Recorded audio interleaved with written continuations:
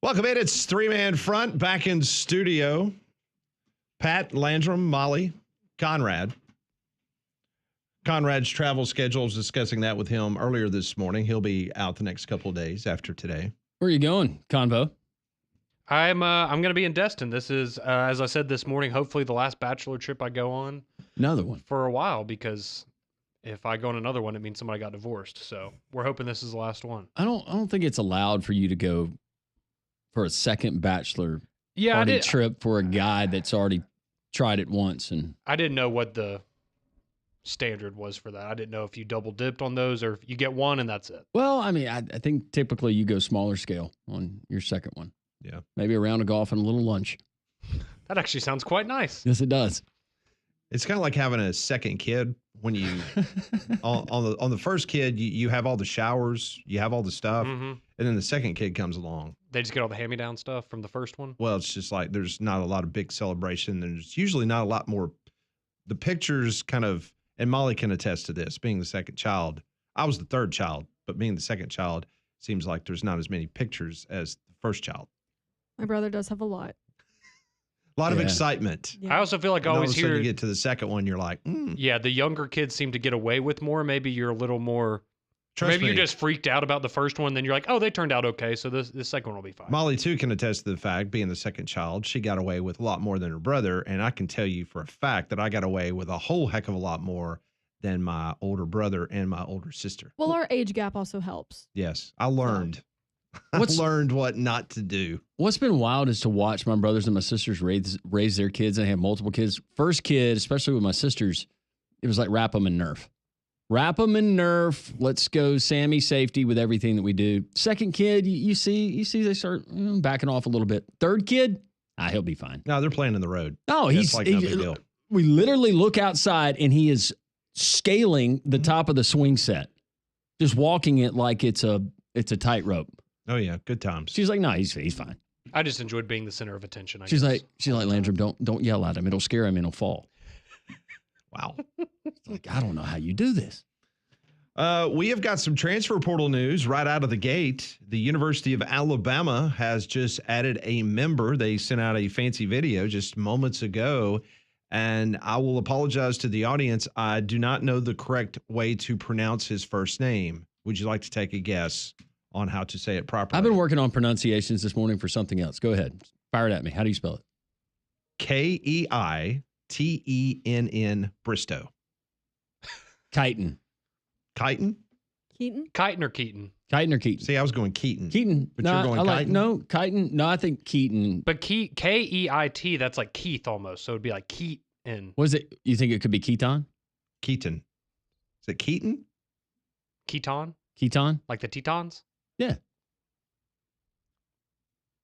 Sure, we'll go with that. What, and Bristow is the last name? Yes. I think that one's, yeah. So both UAB and Alabama getting some guys that we're really going to have to work hard on their pronunciations. Well, me and you both. You start hammering out those green and gold reports. It's JV. JV, have you got? It's JV. You got JV, you got Gooch. Yeah.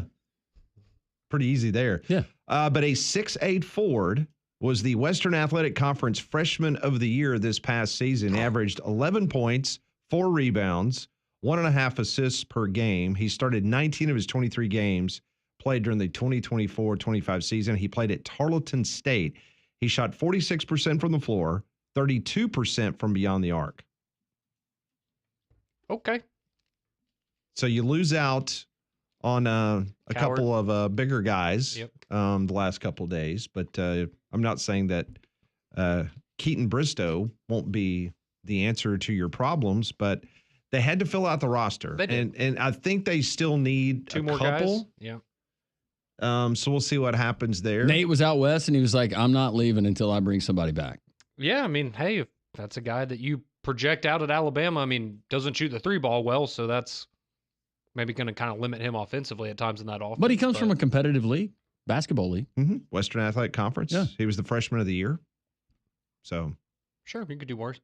I mean, look, he's not going to start, right? He's going to be a depth piece. Well, you would imagine. If he does start, then. Well, that's a different conversation. Then the depth piece. Potentially. The depth chart has definitely changed. Yeah. We're talking about something else. Correct. So, Conrad and I, we were talking about this morning, how, back What the heck? What is going on Oh, here? wow. There you go. Sorry about that. No, that's all right. Thought I had everything muted. Who was it? Is that someone from Tarleton State with the pronunciation? Just I think answer it's it. the SID. Answer from, it, Pat. I'm not answering. Come it. on, let's do that one It's day. about my car insurance. You know, my warranties are out of date and stuff like that. It's still what's? Let me answer it. Give it to me. No, we're not doing that. Never know who it is. That'd be fun, actually, on the air. No, me and Cole actually did that one morning. It was not on the air, but it was very entertaining. It was entertaining because Not for the person on the other end. Yeah, Cole is really good at picking up the phone and talking to the call solicitors. Yeah, it's a funny bit. Mm-hmm. When we used to do that. Yep. Back in the day. Braves win last night. I know that shocks nobody. 8-2. All right. Over the Rockies. Today, 12:55 pregame over on Jocks 3, AM 690 as they go for the sweep. Be a very successful road trip, taking 5 of 6 if they can get this one today. Last night, Matt Olson, season high 3 hits. Michael Harris II drove in 3 runs. Austin Riley, Nick Allen had 2 RBIs apiece. Braves have now won 9 of their last 11 games after a 5-13 start. They're 1 game under 500 now. So You're in third place in your own division now. remember when Get Lane out of Turner that was cellar. ready to jump off the highest building in Homewood? Remember I that? was going to do a backflip off Vulcan. About to say, you and the Phillies have kind of gone opposite ways here lately. They've had a dip, and y'all have made a little bit of a run. And it started with that 3-game series in Atlanta where we took 2 of 3, knocked the swagger out of That's right. those. I was about to say it, Pat. Those unkept fellas. The Phillies. Yeah, don't say that. Don't get us in trouble. I know. About the Phillies. The Rockies, meanwhile, they have suffered their 8th straight loss. They've lost 16 of their last 17 games. They're 4-25 on the season. They become just the 3rd Major League Baseball team since 1901 to lose 25 of their first 29 games of the season. They joined the 2003 Detroit Tigers Woo! and the 1988 Baltimore Orioles. They are not on this. I did the math last night. They are not on pace to win 25 games this year. When was the start of Seriously. when was the start of the Seriously. season? Because I'm trying to figure out the teams that actually beat them. Or who they've beaten so far, you mean? Yeah. Well, thank goodness the Cardinals haven't played them. No, but the point being, you better sweep them because I think every other team in your division, when they come around on the schedule, they're definitely going to. This is not a talent rich club. Let's see. They got a win against the Tampa Bay to kick off the season there. March 27th, I think, is when the season started. Goodness gracious! Yep. They beat the A's. They beat the Rays Tampa, twice. Yep. And Milwaukee. They beat the. That's it. Okay. Well, I had them. Oh yeah. Okay. Never mind. No, they beat the Rays once. They haven't won a game since. Okay, it's only been 3 weeks.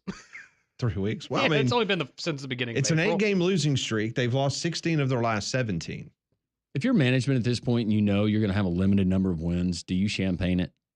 Well, what's going to happen now every win? is they went out and they hired Clint Hurdle as their hitting coach.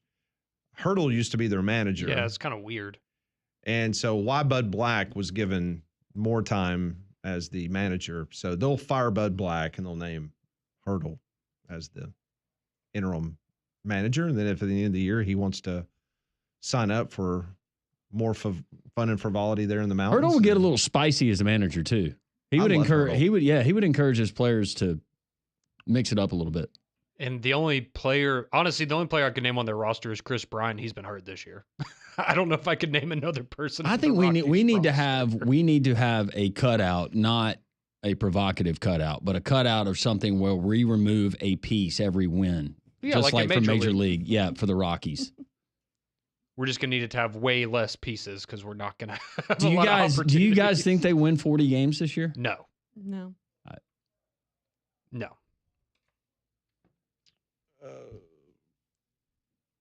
40 and 122? I'm trying to see what's the record for the worst. Okay, well this is going back over 100 years. I'm all about records being broken. This would be a fun storyline to follow. Okay, so last year the Chicago White Sox had the worst season since 1899. Right. They went 41 and 121. Yeah. The Rockies are on pace 40 is to the magic number. have 15 less wins than Chicago did last year. According to Fangraphs, right now, they are projected to actually not have the worst record in baseball. The White Sox are. Right now, the Rockies are scheduled to go 53 and 80. Gonna have to win a lot of games here in the Yeah. I mean, really? That's according to Fangraphs. I mean, surely they can't be this bad for an entire season. I mean, this would be by far the worst season in Major League history. and I will but- say this about Fangraphs. Fangraphs, and I check this every other few days. They were hell-bent that the Braves were still going to be one of the third or fourth best team at the end of the season from a record standpoint. Like they did not buy into the 5-13 start for the Braves. See it, but I could see that turnaround coming. Like that's not a big surprise, right? The Braves are a talented team. The Rockies are. I mean, don't really know what you have to look at from an optimism standpoint that they're going to turn it around. Maybe they will. But And with the Braves right now, you're missing two pieces at least of your starting rotation and Ronald Acuna there in the outfield. yeah, you're missing your two best players. By the way, did you see where AJ Minter? Probably gone for the season. So technically, and let me go back to what I said. The Fangraphs, that is based on the 133 games remaining. So they've already got 4 wins. Yeah, So they would win 57. They'd go 57 and 105, which would be the worst record in baseball because they still have the White Sox at 59 and 103. I they mean, would at be this 2 point, that'd games be a below the White spectacular Sox. finish for Colorado if they were able to get over 50 wins. Meanwhile, Fangraphs says the Braves will finish the season 89 and 73. That would be the third best record in all of Major League Baseball. Really? Oh. So they're only projecting 2 teams to win 90 games? Yes. Man. I'll tell you what. Dodgers at 97 and 65. The Mets at 93 and 69. The Braves next. Then the Yankees, the Phillies, Giants, Mariners, Red Sox, Diamondbacks, Cubs, Tigers. Where are the Padres? They've got the Padres listed to finish 86 and 76. So the Rockies today, they finish up with the Braves and they get Chris Sale. They have to face him. Tomorrow, they have to travel to the Bay. They take on the Giants for a weekend series. You get Justin Verlander, and then you get Robbie Ray. Well, Verlander hasn't been his best. But, I No, mean, he's but- also 40, so we'll cut him He's- some slack. But, But he's facing the Rockies. well, no, that's a good time for him to get right. You want to get that confidence back. And then talk about an opportunity for y'all with the Dodgers coming to town. Shift to momentum. You get 2 or 3 in that one. Mm-hmm. I'm just glad that Shohei hit his first home run as a dad. That's an important headline. That wasn't important. So right now the Braves are minus 280 on the money line to beat the Rockies today. So in other words, if you bet $1 on the Braves to win, Mhm. you would win 36 cents. Still profit. So you're paying 64 cents of juice to the man. Yeah, be careful doing that. I told you my Texas A&M Duke Bowl story. But if you Got me out of gambling. if you take the Braves minus 1.5 runs, not on the money line, and you bet $1, you'll get 56 cents. Ooh, Hmm. value. Man, Chris Sale, go out there and handle your business. Talk about Meanwhile, Molly just looked up how to say Bristow's first name, and the Tarleton website. Give everybody the 411 on the recommendation. Well, I found some game notes from the season, Mhm. and I'm on the pronunciation guide. And for his name, they don't have his first name; they only have his last name. Aw, so it is man. Bristow, just Bristow. just Bristow. Maybe it just goes by K, Bristow. But Yeah. we think it's Keaton, right? I think it's Keaton. Keaton. Keaton, yeah. Okay. The PA announcer just subbing in for Alabama. Bristow. Brennan Bristow. Call It's just got to mumble the first name. Brennan Bristow. call Tony Giles. See if he's already got a pronunciation. So yeah, we started another day. A couple days ago, it was Chad Baker-Mazara announcing he was going west to USC, and today Alabama picks up a forward from Tarleton State. We'll let you know as soon as we find out how to pronounce his first name. All It you was need way know easier to is pronounce Darion Reed. Roe Bristow. There we go. Roll. 11 points a game, 4 rebounds, 1.5 assists. Shot about 32%. How tall is he? 6'8". All right. Good size. It's a size thing. Yeah. But yeah, when you Versatility. Can play the 3, play the 4. Yeah, no, we'll see how he pans out. It's just, when he is taking the spot of Diabate and Darion Reed, that's who he's filling in for. The And big shoes, man. yeah, those guys were nice to have. Well, as we know, spring weather in Alabama can be really unpredictable, so that's why you need the reliability of a Train, voted America's most trusted HVAC brand. And right now, you can receive up to a 10-year warranty on parts and labor on select Train home comfort systems. So to find out more, go and visit train.com. Coming up on the show today, coming up at 10:45, we'll talk to Brian Edwards from Vegas Insider. Evie Van Pelt, the Ole Miss Rebel Walk. She will join us at 11:30, talk a little Ole Miss football. At noon, Brad Crawford, National College Football writer for 247 Sports. And a lot of people have been asking about this, and thought it'd be a good opportunity to do this. We're going to do some three-man front prices right today at 12:30. Conrad's already been begging me to give him a hint. He's the only one that hasn't won. I thought Molly won every time. Mm-mm. I won once. I think we're split. Yeah. Yeah. There's one member of this show that has not been to the Well, maybe today's his lucky showcase day. showdown. Well, Pat can't win because he's the host. Well, that's true. He is Bob Barker with the skinny microphone. Yes. Yeah, he was already begging me. Hey, what are we doing? The I was just curious. You're not trying to prepare for it, are you? I said, why would I do that? Why would Yeah, I why tell would you Pat what do we're that? doing? I was just curious. If you have not learned by now, Pat enjoys everyone failing. I know, but sometimes one day he might slip up. No, Might catch him off his A game, and no, sir. this is his Mm-mm. this is his high. I Some enjoy people go to the watching others bottle. fail. Some people go to the pipe. Not him. Nope. Humiliation. I like to see my teammates fail. this and winning 36 cents on a Braves bet. That's all the dopamine Pat Smith needs. Did not take the Braves. Oh, nice shirt, by the way. Thank Looky you. there. It's really nice. It is nice. I do like that. And the print on it. Lansram was I- taking pictures of it, I took a picture. I sent it to my buddies. The print on it is actually the layout of the golf course of the Yeah. golf course. of Augusta. What? Yes. Every it's hole. a picture in a picture. That's so very cool. nice. Pat's been very excited. I'm impressed that you waited this long to break out the new wardrobe. You can see the Arizona State golfer peeing right there in Ray's Creek. Yes, in the creek. It's right there. Yeah. Yeah, It's hidden. you can see it. It's hidden, but if you look for it, That's what the yellow stain is. Okay. yeah. All right, more three-man front. When we come back. It's the wonderful Wednesday edition. Three-man front, Jocks 94.5.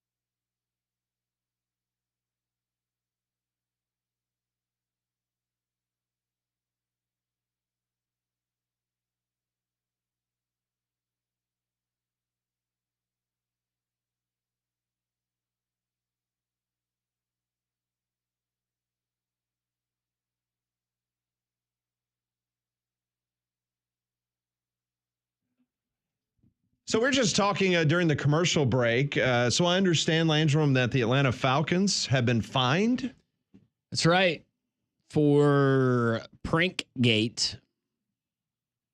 Ulbrich, defensive coordinator, his son, that got a hold of Shedeur Sanders' number, made the prank call. $250,000 fine to the organization, $100,000 to the defensive coordinator. So do you think that that might be coming out of the son's trust fund, maybe? Out of the $100,000 that his daddy It'd be coming out of the fund. It'd be coming out of somewhere else. Coming out of his backside? Yes, sir. That would have already been handled. He's 21 years old.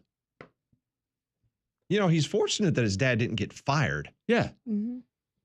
Y'all got to keep a hold of these frat boys in Ole Miss, Pat. I don't know. Y'all are letting them run amok down there in Oxford. Boys will be boys, Conrad. That used to mean something different. Now it means taking dad's iPad and getting Shedeur Sanders' phone number. I don't think that defense holds up anymore. No. That was a good old Mayberry defense. Well, boys will be boys. Yeah. No. Not anymore. No. Get you in trouble. You're going to jail. That's what I said when, I fell out of a tree when I was 8, right? Not Right. not in this situation. You can't get away with boys will be boys anymore. No. And in some cases, well, never mind.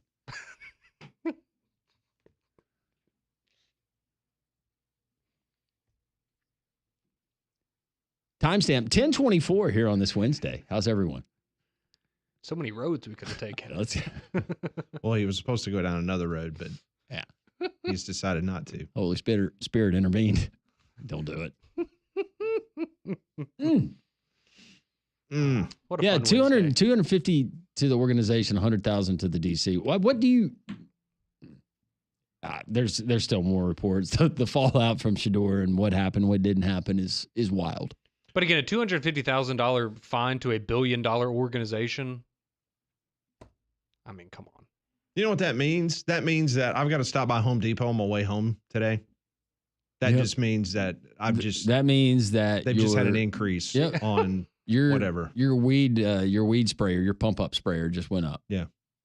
Forget about tariffs. It's the fact that the Falcons just got fined $250,000 and they're going to share that with the rest of us. Yep. You're about to buy a $100 bottle of Roundup. Yep. No doubt. Not even the concentrate. The kind that won't kill your grass. You and I are the only two people on the show that I know. I don't even exactly know what- why I'm doing it. I just, okay. Yeah, I have people that still take care of that for me, thankfully. Not for long, though. You've got yard people? I do. I laid 12 That's pieces nice. aside yesterday. So Then there's took a Collins axe and carefully trimmed it. Really Go proud ahead, of you. Pat. So there's a story coming out of Texas right now, and Mitt Winter, who is a frequent visitor on this show, he's a lawyer from Kansas City who is an NIL expert. He just tweeted out something very interesting, saying that the University of Texas football payroll this season is going to be between $35 and $40 million. And the Houston Chronicle is the originating newspaper that is reporting that, and Mitt Winter has just tweeted about it. We saw an article from Chris Lowe on ESPN.com that laid out that Auburn was going to pay around $20 million or a little bit north of $20 million for their roster. So now we're seeing that another Southeastern Conference school is going to be spending between $35 and $40 million on the roster. Yeah, and it's interesting because in the article in the Houston Chronicle, they note that this is probably a one-time thing, right? This is before the House settlement comes down, I guess the last hurrah of let's throw as much money at this thing as we can for 1 year and try to win a championship. Because this is from the article. It says, quote, this also figures to be a one-time exorbitant expense because AD Chris Del Conte and others have said the school plans to phase out its collective in favor of the revenue sharing via the House settlement and with the move to name, image, and likeness payouts through corporations. Yeah, the one thing's for sure, you don't need the House settlement to come into effect for these schools to go ahead and allocate whatever monies they want to allocate to pay certain players. And this is factoring in that money. Correct. Yeah. Factoring in that that $20 million threshold that we're anticipating. And then as they're phasing out the NIL collectives, let's say the NIL collectives is kind of like being a 501c. At the end of the year, you're not supposed to have any money in your bank account. So I guess they're looking at it like, well, let's just clear out the NIL. Let's not have any money left, and let's just go ahead and pay the backup long snapper, $500,000 Or to be a Texas Longhorn. Well, what if they paid Quinn Ewers $5-6 million to make sure that he went to the draft? Don't come back. We don't need the headache. We don't want the storylines. Wouldn't that be something? I was about to say, I want to know how much Arch is getting now, because one of the things it says there in the article is, well, they brought in 10 players through the portal. So you brought in 10 players through the portal, and your roster budget has grown by $15 million. Like, how much are you paying all these kids? Are they all seven-figure guys you got out of the portal? And even going back to the EA Sports thing and Arch Manning just not being all wrapped up in it, and he's been kind of low-key and flying under the radar, and it's never been, well, he's getting this, he's getting this. I mean, we know he's getting paid, but you just imagine that Quinn's out the door and Sark walks into the football building, he walks into his office, and Arch is sitting in his chair, and he's got his feet up on his desk. He goes, Sark, sit down. You knew this day was coming. Here's my price. Here's another angle to this that I think will be brought up in Destin. $35 million. The Southeastern Conference, don't think that Commissioner Sankey's not taking phone calls from other teams in the conference, because Mississippi State can't compete with that. University of Missouri can't compete with that. Arkansas can't. I mean, there's only a handful of teams in this conference that could compete with that, but they're not going to. I mean, we think Alabama's at half of that, maybe? Alabama might be fortunate to be between, I was told, maybe 25 million. Maybe.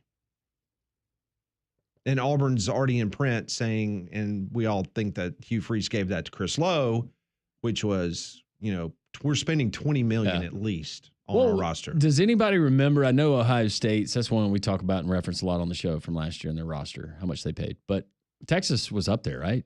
Texas had to have been top 5. Yeah, I mean, from what we were told, I guess, after the season, I think 25 was the number that came out for Texas last year. So right around what Ohio State was paying. And we've learned this from college basketball and college football. More money does not necessarily mean more wins. It doesn't mean a championship. Mm-hmm. No. You better spend it wisely. My point is that the commissioner will hear from the other member institutions, because this, first off, as we all have talked about, it is not sustainable. This cannot continue. And so you're going to have smaller schools in the conference that they just don't have it, period. And they're going to call the commissioner and they're going to say, we need to institute a salary cap, period. Like we cannot go over this number. I know we're the so-called richest college football conference in the world, but we cannot sustain this. Can Texas even sustain that? Probably they could. Probably. Texas A&M, yes. But you are really asking a lot for these other schools, because there's just no way possible. But where is it? I want to know where this information came from, because that is a really, really big number. And is this being exaggerated? And kind of going back to future Hall of Fame college basketball coach in his conversation, these things are getting reported. They're not even accurate, but everybody's reacting to them. And if you're a Texas Longhorn, you were coming off the fact that the last 2 years, you found yourself in the college football playoff and potentially playing for a national championship. And then you have a situation in the last 2 years where you've had the most players drafted in the history of Texas football in the NFL. So Steve Sarkisian's able to go on the rubber chicken circuit and raise as much money as possible, because right now Texas is back. I mean, we've been kidding about that for a long time, but Texas football is back, folks. Yeah. As much as we hate to admit it. And they're a Southeastern Conference member. Remember early days of NIL when all of their offensive linemen were reportedly getting, what was it? 100? Was it 150,000? I think it was 50,000, but it would, like, you have a pulse and you're getting that money. It was a guarantee. Yeah. You don't have to play a snap ever, and you're going to get $50,000. It worked.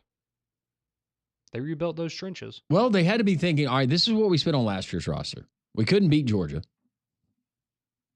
twice, either time, in Austin or in Atlanta. With their backup quarterback. We saw how we stacked up against meaningful competition. We were in a dogfight, could have gotten beaten by Vanderbilt. Yeah, we're going to need more. And I think you look at your schedule and you go, man, we're opening up against Ohio State. We need to make a statement from the jump. Well, it's interesting because there's a story in the Austin American-Statesman this morning, and the article is about Steve Sarkisian and his thoughts on Texas NIL. And he says, I think NIL has been good for the University of Texas. No. I think we've managed it the right way. I think we're fair with our players. Yeah, I would think a $35 million More than fair. payroll for your football team is more than fair. Good gracious. We will continue that conversation. Take your calls, your texts. We've got Brian Edwards coming up at 10:45. Talk a little NBA playoffs with him. All that next on Three Man Front.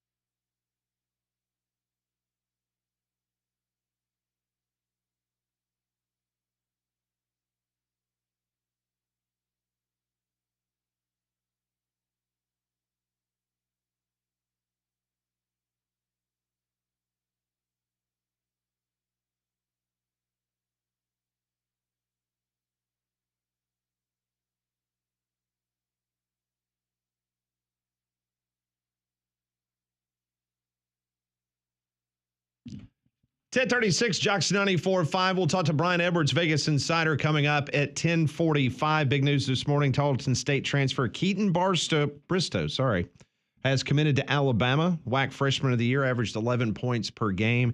He shot 33% from beyond the arc. Dobbs Ford, right there on Parkway East in Birmingham. Right now, Dobbs Ford on select makes and models. You're going to pay what the employees pay. That's right. You're going to pay what Ford employees pay for select makes and models of the beautiful vehicles there on the Dobbs Ford lot. Not only that, but 90 days until your first payment. If you choose to buy a car, truck, or SUV, you're going to be choosing from Alabama's largest showroom selection. They'll beat any competitor's price. Check them out. And the selling point and the added value you're going to get is not only beating the competitor's price, you can get the best deal possible, but the experience is going to be nice because you're dealing with nice people, genuinely nice people. They're very selective on the people that represent and wear the Dobbs name. Dobbs Ford in Birmingham. It's the Goshen family. It's Joey and Rachel, their husband and wife, just wonderful people. Their son, Austin, I tell you about him all the time. He's in the sales department, but it's the entire team there at Dobbs Ford. DobbsFordBirmingham.com. Make sure you tell them Landrum from Jocks 94.5 sent you. So some of the things we've been talking about, a recent story in the Houston Chronicle, it says that the University of Texas football team this year is going to spend between $35 and $40 million on their football roster. I was just reading an article from the American Statesman in which they said Sean Alexander, freshman of the year, Colin Simmons, edge rusher, is going to make between $1.5 and $2 million this year based on the Texas payment. There is no word on what they're actually paying Arch Manning, but Arch Manning, he has recently signed a deal with Red Bull and some other sponsors, and his NIL value is currently sitting at $6.5 million for Arch Manning, the quarterback for the University of Texas. I just looked at this, to put this in perspective, the Marlins of Major League Baseball, their total team salary this year is $67 million. Yep. But you talked about who could afford this. Texas is only behind Ohio State in athletic department revenue. Ohio State, $251 million in revenue for their athletic department. Texas brought in $239 million. And then you've got a lot of really rich alums. Yeah. Mm-hmm. Mm-hmm. Oil, energy, acting. Well, heck, I mean, acting, teaching, Teaching. as well as acting. Sorry, I forgot about that. But I mean, we saw with Texas Tech this year, right? What that oil money can do in one off season. Yeah. Real quick. Yep. And this is more from Sarkisian about NIL. He says, when we think a guy is overpriced, we let him go. We look at the value of the player on our roster and where he might sit. We put a number on it, and that is what it is. Doesn't sound like that's happened. Doesn't seem to me like they've had anybody that had too high of a number. He says, you've got to manage it and place a premium on certain things that matter to you as a program. I think so many teams struggle when they don't know and they are out there grab bagging. They're reactionary instead of forward thinking, end of quote. Wonder if he's happy with the return on investment he's gotten from a lot of the Alabama guys that he's taken in over the last couple of years. Paid them a lot of money to. Yeah, they did not get their money's worth for about 3 or 4 guys that they brought in from Alabama. Nope. Not at all. But I also saw an interview with Sarkisian, I think it was the week of the draft, and somebody asked him about his philosophy about the transfer portal, and he was very matter of fact. He said, if you're at the University of Texas and you decide that you want to go in the transfer portal, you are gone. And I like that. There is no gray area. You come in here and you tell me that you're going in the transfer portal, or you file paperwork, there is no coming back. Good luck to you. Bye. Hit the road. We're done. We're moving on. So I was just looking at the comprised transfer portal exiting players, incoming players for Texas, and there's not any household names that jump out that they brought in. Well, they feel pretty good about what they've recruited, and that's fine, and what they've been able to retain on their roster. Yeah, they're going the Kalen DeBoer route. You're comfortable with the way you've recruited. The guys that you have intact, take care of them, have some retention, some continuity. Win championships, Conrad. I was about to say, if you're paying that much, though, the expectation, and it should have been anyways, but that will be the you better win a storyline. title. If this proves to be true and the reports are accurate and it's $35 million, then that is what you will hear in every big game on every broadcast is this is a roster that's been highly publicized. And if you come up short, can't even win your own conference. Well, it's the same stuff we talked about with Ohio State when they lost to Michigan, right? And it looked like, wow, this season's not going to end up the way we thought it was. It's like, man, what a waste of all of these resources you piled into the program. And it ended up working out for them, obviously. But, yeah, I mean, if you're Texas, this is it, right? You strike while the iron's hot. You're back, but this is your year to win a title if you're going to put $40 million up for it. Well, you got 1 year with Arch. Yep. I mean, Arch is listed as the #1 draft pick next year in the early mock draft. So got to strike while it's hot. And then their next quarterback's from he's from here. That's right, from Mobile. What yeah, from Mobile. Yep. KJ Lacey. Mm-hmm. Saraland. Yep. That's their next guy. He is fun He's to good. watch. Yep. Really If good. he keeps getting better, he's going to be a headache for defenders. So He's last good. night I was at the ballpark umpiring. I ran into Travis Lloyd, the owner, one of the main guys there at Abide Roofing. I had a great conversation with him, and he's been telling me how busy he has been because Great Jocks listeners, they are taking advantage of the free roof inspection right now. That's right. No strings attached, no pressure. They just want to give you an honest look at what's going on up there on your roof. And Travis says the phone's been ringing off the hook, and he really appreciates that very much. But they've always got room for that one more phone call. So you need to call them today at 205-922-7134. Or if you can't remember that phone number, you don't put it in your phone, just go to abideroof.com and they'll lay out all the wonderful professional, the local team that he has there at Abide Roofing that can help you with that free roof inspection. If they find a problem, whether it's some loose shingles or if you have to have a whole new roof replacement like I did, Travis Lloyd and his fantastic team, they can take care of you immediately. Got me a brand new roof. And even when my insurance company was kind of dragging their feet, guess what?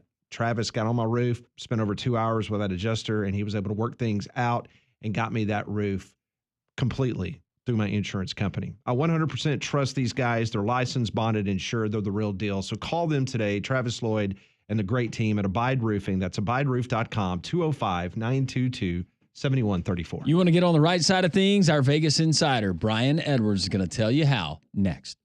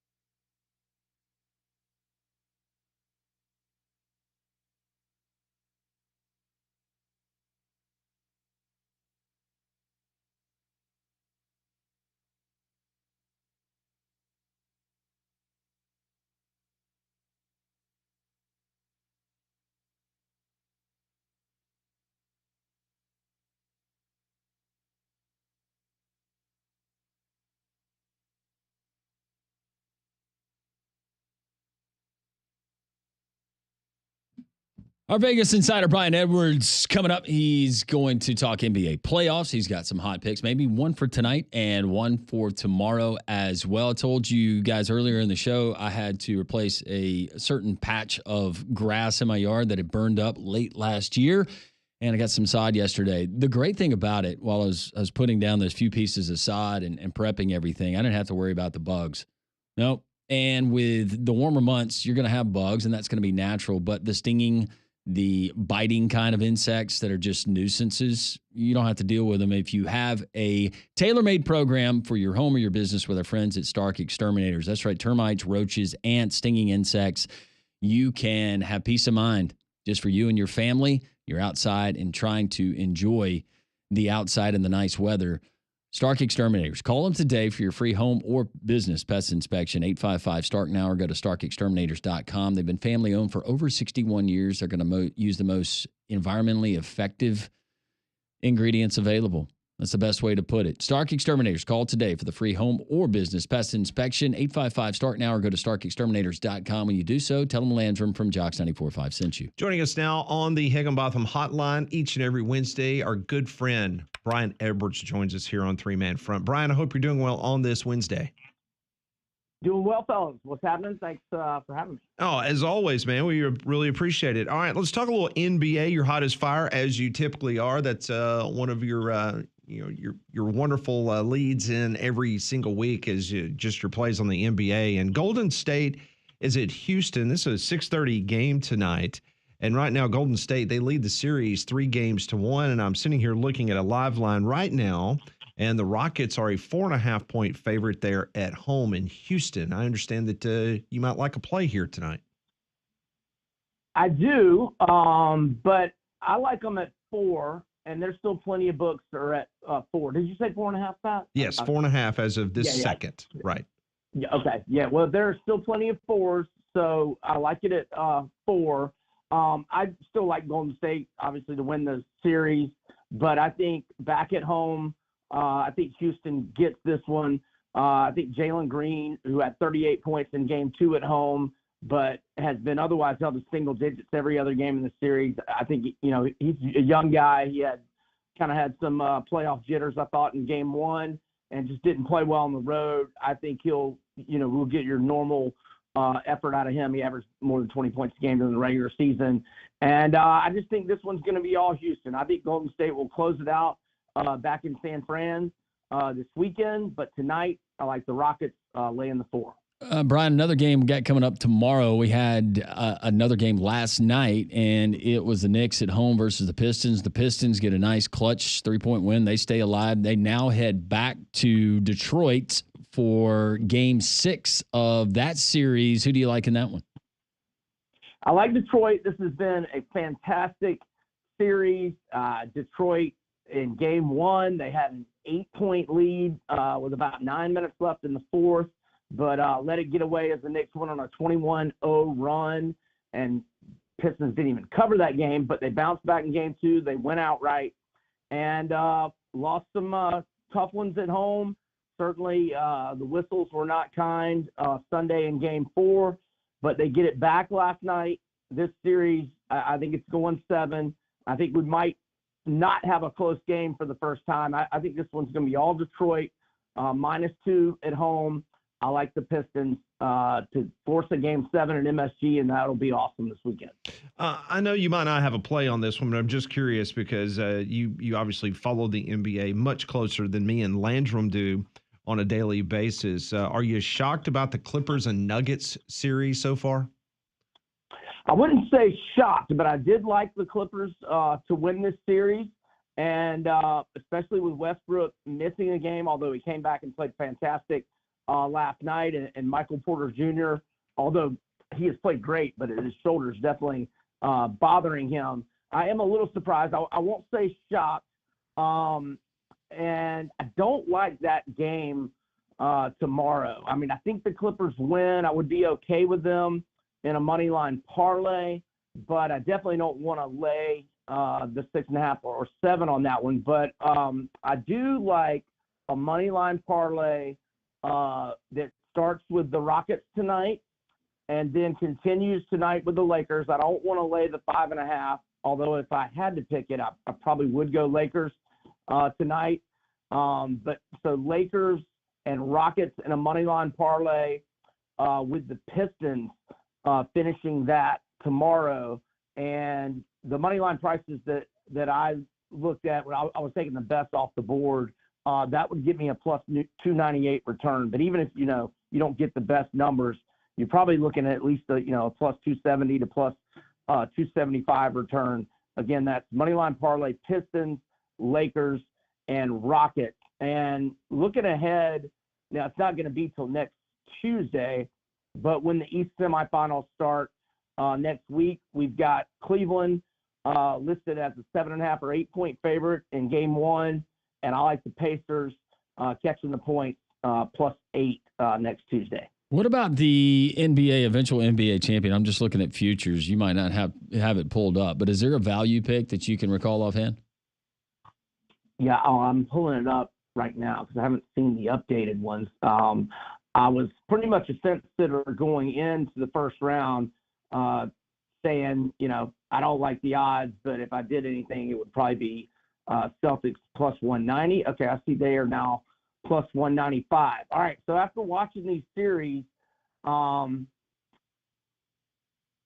Minnesota looks kind of dangerous at 24-1. If I were to, do a longer shot, that would probably be the one that I would take. But Cleveland looks tough. I know the Miami's not very good, but Cleveland is looking tough, and they've kind of earned some faith with me. I know I'm fading them going Pacers plus 8, but that's a pretty big number in game one. So if I did anything today, it would probably be Cleveland and plus 500 or 5-1, and then Minnesota at 24-1. Okay. Good stuff. Very good stuff. The NBA tonight, and once again, he likes the Rockets against Golden State. That's -4. I'm sitting here looking at Bet Online. It is -4 Bet Online, and then it is 4.5 at ESPN Bet. Meanwhile, you like the Pistons tomorrow night against the Knicks. And if you're feeling froggy, a little money line parlay with the Rockets, Lakers, and Pistons. I'm pulling for Cleveland. That city needs something. Does it? Besides Shador. That city needs something. They need a non-LeBron title. Yeah. Yeah. I like it. That would be good. Your thoughts on Shador Sanders before I let you go? Any thoughts on what happened to him in the draft at 144?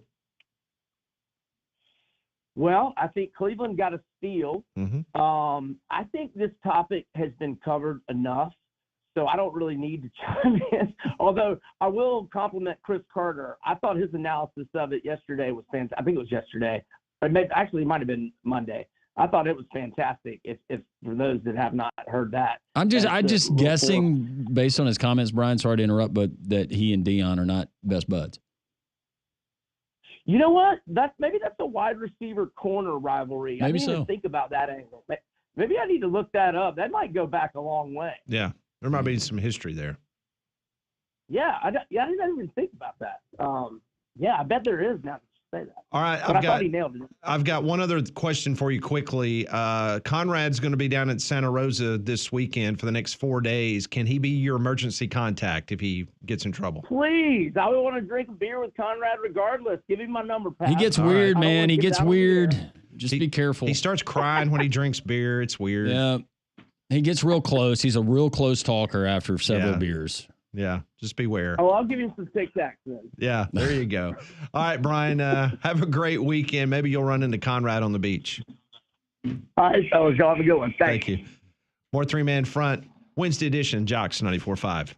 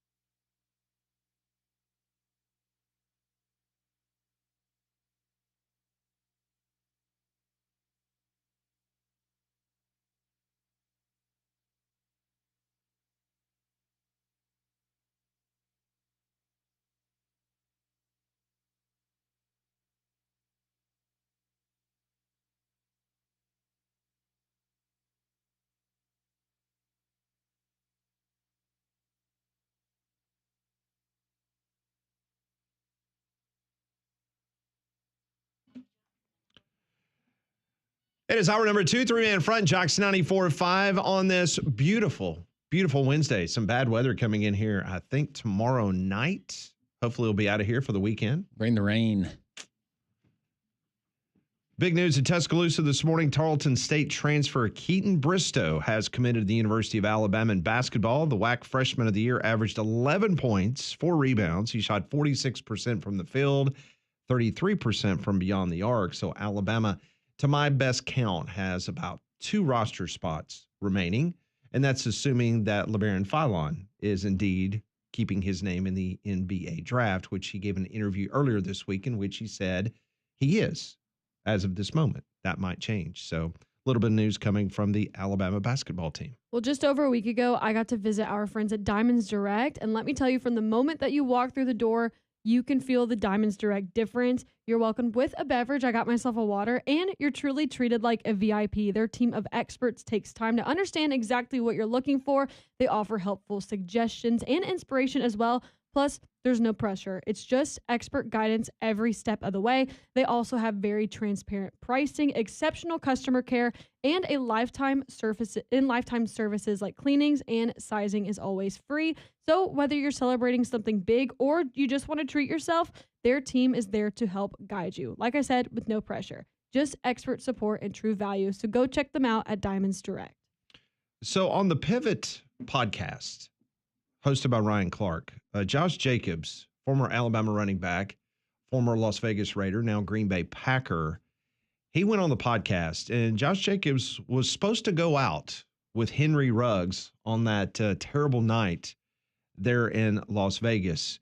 And Jacobs feels that Tina Tintner's death should have been avoided, and Henry Ruggs could be free right now. And in this podcast, you could tell that Josh Jacobs, he was angry and expressed as much towards the family of Henry Ruggs and the people around Henry Ruggs for allowing him the situation that played out that night. Jacobs and Ruggs are still close. The two talk all the time. He keeps in touch with the Ruggs family to make sure they're good as well. Jacobs hopes that Ruggs, who is scheduled maybe within the next year to get out of prison, that he may have an opportunity to work out and come back to the NFL. And Josh Jacobs is already campaigning for Henry Ruggs to get another opportunity. Take a listen to this clip from the Pivot podcast in which Josh Jacobs describes what took place and his relationship with Henry Ruggs. I still talk to Henry. So Henry still called me. We still I'm still help him out and all of them type of things. His wife and his daughter. Like all of that, like we still connected. I know his whole family. He's from Alabama. He played with me at Bama. His mama and them taught me how to bowl. Like, you know what I'm saying? Like, it's real love on a deeper level when it come to Ruggs. And the sad part about it was we talked about going out that night. It wasn't nowhere crazy. We went to Topgolf. You feel me? Like he literally told me, he was like, man, you coming? I'm like, yeah, I'm gonna go. It got late. I'm like, man, I'm not gonna step. And then I'm getting woken up to my lawyers calling me, like, tell Rose we got him, we gonna represent him. And I'm like, what you talking about? And then I'll go on social media and I'm like, whoa. So the first thing that happened to me, I'm like, bro, it ain't no way. So I instantly get mad. And then when I start finding out more about the story and like how, they were supposed to be racing, I'm like, who was he with? But he was with his family. So I went to his house. I had some words with some people over there, and I'm just like, man, like, y'all gotta understand, bro. Like, he the breadwinner of the family. He the one changing all of y'all life, everybody. You know what I'm saying? And then not only that, he's a good kid. He's never been in trouble. I've never seen him do nothing crazy. Like, he was just one of them guys that had a very, very unfortunate situation and something happened, a decision that he made. And that's what hurt me the most, because I'm like, man, he ain't somebody that you would look at and be like, bro, you deserve this to happen to you. I'm like, man, like, so for me, it hurt a lot, but keeping up with him, man, and hearing him talk, it brings me spirits because he always positive. He's positive about everything, man. Like, he's training, they let him train and things like that. So I'm like, you come out, man, I don't know if you will get a chance. I've been talking to some people for him. Like, they've been saying that a couple of teams was willing to give him a chance. I'm like, when you get that chance, man, you better not ever, don't look back. don't look back and prove to yourself and prove to everybody that one decision don't define you and who you are as a man. And that was my biggest thing for real when it came to Ruggs. Some powerful messaging there from Josh Jacobs on the Pivot podcast. Ruggs III was convicted and sentenced to 3 years to 10 years in prison for the fatal DUI crash in November of 2021. He pled guilty to DUI resulting in death in a misdemeanor vehicle manslaughter. The crash killed Tina Tentner and her dog Max, and also injured the passenger in Henry Ruggs' vehicle. Yeah, it was just horrific, and hearing the details of how that played out. There's two sides of this, so you have to be very careful in what you say. Horrible, tragic loss that could have been avoided. You think about the victim's family, and I can remember reading excerpts after he pleaded guilty, and the victim's family finally getting some closure and some resolution, though it wouldn't bring their daughter back, their loved one back, or her dog Max. But also something that you just heard there was one mistake that can't define you. How does Henry Ruggs use this? Forget about football, never coming back to the playing field. How does he use this to help other people, to prevent them from making the same mistake that he did? And to my knowledge, I think Nick Saban has also reached out numerous times to Henry Ruggs in this situation. I'm not really sure if he does get out in a relatively next year or so, which I am kind of blown away that he only got what he got. That's wild. To be complete, that's just my opinion. Yeah, that's wild. I would seriously have a problem with that. Well, that would be my thing, right? If you're the family member of the person that unfortunately lost their life, how are you going to feel if in 2 years you turn on a game on Sunday and Henry Ruggs is out there suited up? You're probably not going to feel real good about that because he made a look. And again, I don't know him personally, so I'm inclined to take Josh Jacobs' word for it, right? If he's a good guy and a good, right, we all make stupid decisions. Unfortunately, his led to someone else losing their life. But, in my opinion, I don't think I'm all for people getting second chances at life. I don't think you get a second chance at going and making millions of dollars as an athlete at this point. And that's just my personal opinion. You made a mistake, and he seems to have owned up to it, but you made a mistake that caused someone to lose their life, right? Mm-hmm. It's different if it's an incident that impacts you negatively and you grow from that, but let's just be honest, you're getting off easy with this. If you're getting out of jail for 3 years for killing somebody, that's your golden ticket right there. So now go do something with your life to make an impact for other people and make their lives better. But I don't think you should get another shot at playing professional sports. Yeah, and based on what everybody has said about him and his character, and yes, that was a mistake that he made, but I have to believe that Henry Ruggs has a repentant heart and that he is very, very remorseful for what he did. Not the fact that it just happened, but the pain that he has caused so many, not only the victim's family and the loss of life, but also his own and the people that he affected immediately in his life and letting those people down. Again, Conrad, I respect what you just said in saying that, you had an opportunity to do it. Now, maybe, and I don't know if an NFL team would take a chance on him anyways, but try to use this for the good of someone else and prevent this from happening. If you can reach one person, that's great. Absolutely. Work with the NFL and help, young guys that come in. Hey, let me be an example of you can have everything one moment. You can be a first-round pick, all this big signing bonus, this big fancy house, these fast cars, all that stuff's great.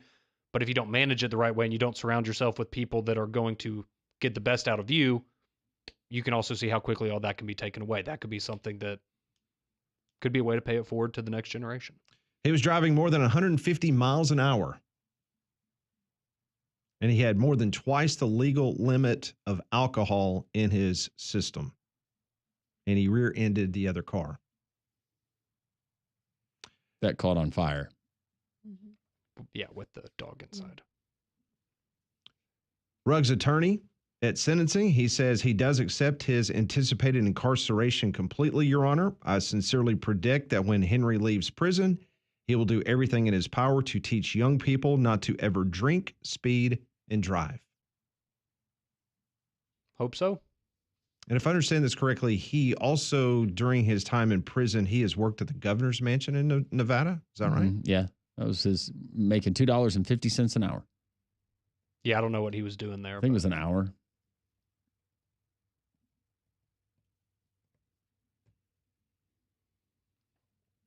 So Josh Jacobs was supposed to be with Henry Ruggs that night.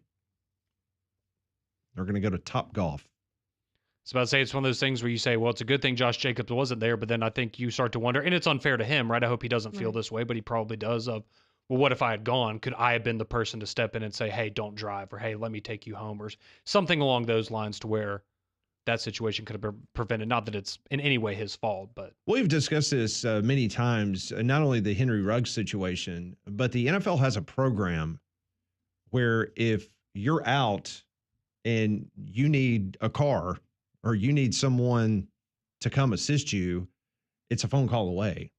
yeah, growing up, my dad, his neighbor was the personal driver for the Titans. So whenever a player needed something, yep, he would go and he had his fleet of cars and he would go pick them up at any hour of the day and get them where they needed to be safely. And this was 20 years ago, 15 years ago. I know it's easy to say, I don't want to spend somebody else's money, and I don't know the circumstances. I've never had that much money, but yeah, I would like to think that I would just have a driver. I would just, not even just for going out, for going anywhere. I don't want to drive anywhere. Hey, you got your buddies that are, hey, you got some money. They kind of want to live off you a little bit. Hey, pay one of your friends. Hey, you are my permanent designated driver for my entire career. You are my entourage. I will take care of you, and you're going to take care of me. And that's how this relationship's going to go. But you could hear the passion in Josh Jacobs' voice, how ticked off he was. Yeah. Yeah. Well, I liked him saying he much went of the over there, family. and yeah, he said he had some words for the family of, what are y'all doing? You got to keep this guy in line. Yeah, because basically Ruggs, by him being drafted, being an NFL player, the money that he was able to assist his family members, not just immediate family. I'm sure that there were other members of the Ruggs family that benefited from him being in the National Football League. And Josh Jacobs just basically went over there and said, hey, what's going on here? Like, how did you allow this to spiral out of control like it did? So we'll see what happens. But according to the podcast, Henry Ruggs might be looking at maybe another year in prison, and then he would be potentially looking at a comeback in the NFL. There have been situations before, Leonard Little, if you remember, and others that have had similar situations that Ruggs have happened, that they had an opportunity and came back and played. I was about to say, fortunately, no one passed away, but you had a somewhat similar situation last year with Rashee Rice on the Chiefs, and last time I checked, I don't really think anything happened to him. So we'll see what Roger Goodell does on this situation. That will be an interesting test case moving forward. More three-man front. Your texts are next at 205-834-9450.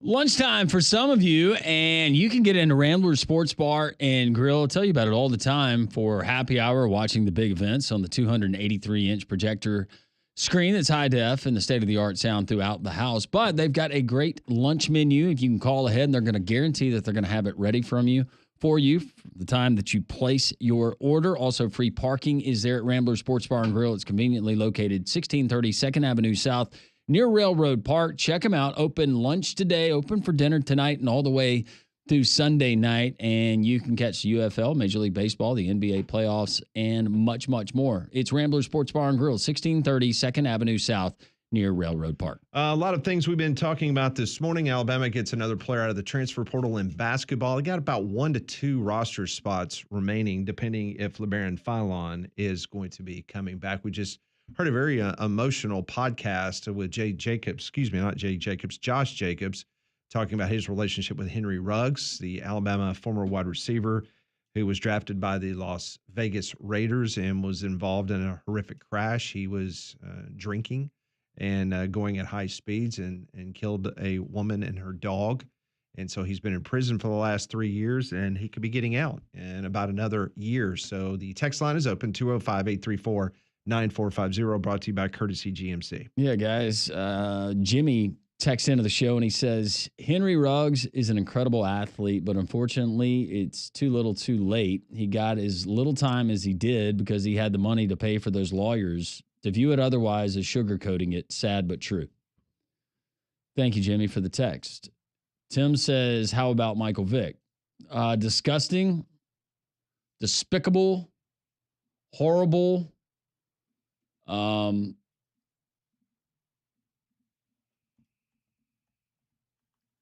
But I love dogs as much as the next I did too. person. It's not a human life. No, exactly. Exactly.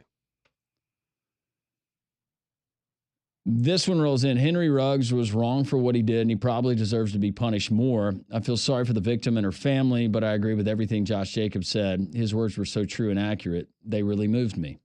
Thank you for the text.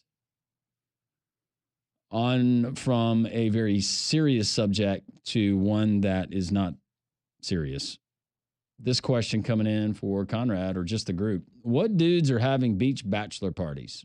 Bachelorettes go to the beach or Nashville. Bachelors go to New Orleans or Vegas. Them's the rules. I highly recommend going to the beach for a bachelor trip. I never went to Vegas for a bachelor trip. We always ended up in Biloxi. Well, the reality is, and we had considered it was between Biloxi or Destin for this trip. The reality is we're not at a point in our lives where we have a bunch of disposable income to go to Vegas and probably have the amount of fun you would want to have there. So we go to the beach, we drink some beer and hang out, and we're going to go play golf one day and do a crawfish boil another day and just hang out. I think that sounds like a great time. Thank you, Molly. You're welcome. What is the plan again? I'm very excited for it. We're going to get down there early tomorrow, hang out on the beach all day, go out to dinner. Then we're playing golf on Friday. And then Saturday, we're hanging out on the beach and doing a crawfish boil. Where are you playing golf down there? Emerald Bay. Nice. Much more expensive than the round I played in Birmingham on Monday. Yeah. Yeah, but Emerald Bay, you don't have to wear a helmet when you're on the tee box. That. Just guessing where you play. Don't say it. Yeah, no. Yes. Okay, follow-up text. Biloxi is acceptable. Thank you. Golly, what a trip that was. Woo. You should all take a trip to Biloxi. I just... Have Pat will fork over the money. He'll set us up nice. I was in my late 20s. Ooh. We do have connections in Biloxi. Yeah. They cleaned it up. They made it more family friendly, according to some people. Is that what we want? No. I'm kidding. Okay. This one rolls in. Destin is not a bachelor party destination, first of all. Can't spell destination without Destin. I mean, come on. That's why he was president of his class, folks. First of all, the gentlemen's clubs are not good. And then he said, picture the Golden Girls. I mean, we're all about 30 now, so we're not 22 anymore. I mean, not that we're old, but and you're married. I was about to say we will not be going to any gentlemen's clubs. Most of us are happily married. Brandon reminds us Biloxi has sports books now. You're not going to Biloxi, though. No, we're not going to Biloxi. So, but for the you're future, going- you're that would going be to Destin. great. Do they have any of those in Destin? What are you going to... We'll just talk to Brian. Destin's... Is Captain Anderson's, is it still open? I don't Captain know. Anderson's, that's in Panama City, is it not? Is it Panama City? I thought Captain Anderson's was in Destin. I've never been to a Captain Anderson's. I had my buddy that lost his ID there. And then I'll shorten the story. About 10 months later, the feds came knocking on his door. And somebody had taken his ID, assumed his identity, and done some bad stuff. Yeah. I thought, it took 10 months for someone to finally find it and return it. No. Oh, someone stole his identity. Yeah. Oh. I don't know who our listeners are, but golly, we need to be friends with them. Ski trip bachelor party in Aspen I would love. was awesome. That I'm sounds sure it fun. was. I'm sure. Yeah, I would love to be able to afford to do that. That sounds great. The Dutchman says, have a blast, Conrad. My favorite bachelor trip to this day was a house on the beach with golf, offshore fishing, and spending the final day cooking and eating our catch. Cheers, gents. That Yep. sounds good. Sounds like a wonderful time. I would say Captain Anderson's K-Dub says it was Panama City. Thank you, Pat.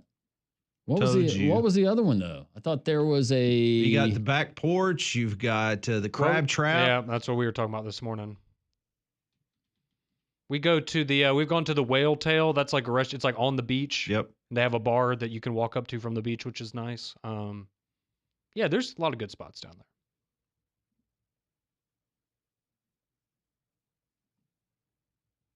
Mm. A lot of censoring today. No, it's just I was... He's going down a rabbit hole on the Gulf Coast map. Captain Anderson's is open in Panama City. Okay. You know what, Lane Jim? I have a feeling there probably is a restaurant in Destin that's Captain something. It was Captain something. And not Captain D's. Yes. And it might have burned down. Now I'm trying to remember. It might have caught on fire.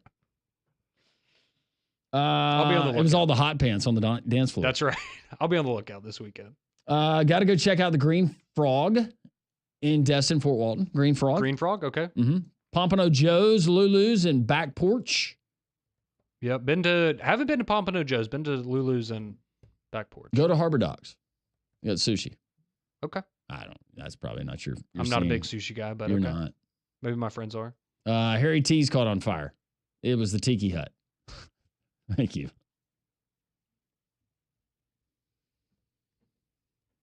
It's just so hard to transition to the other subject we were just talking about from this.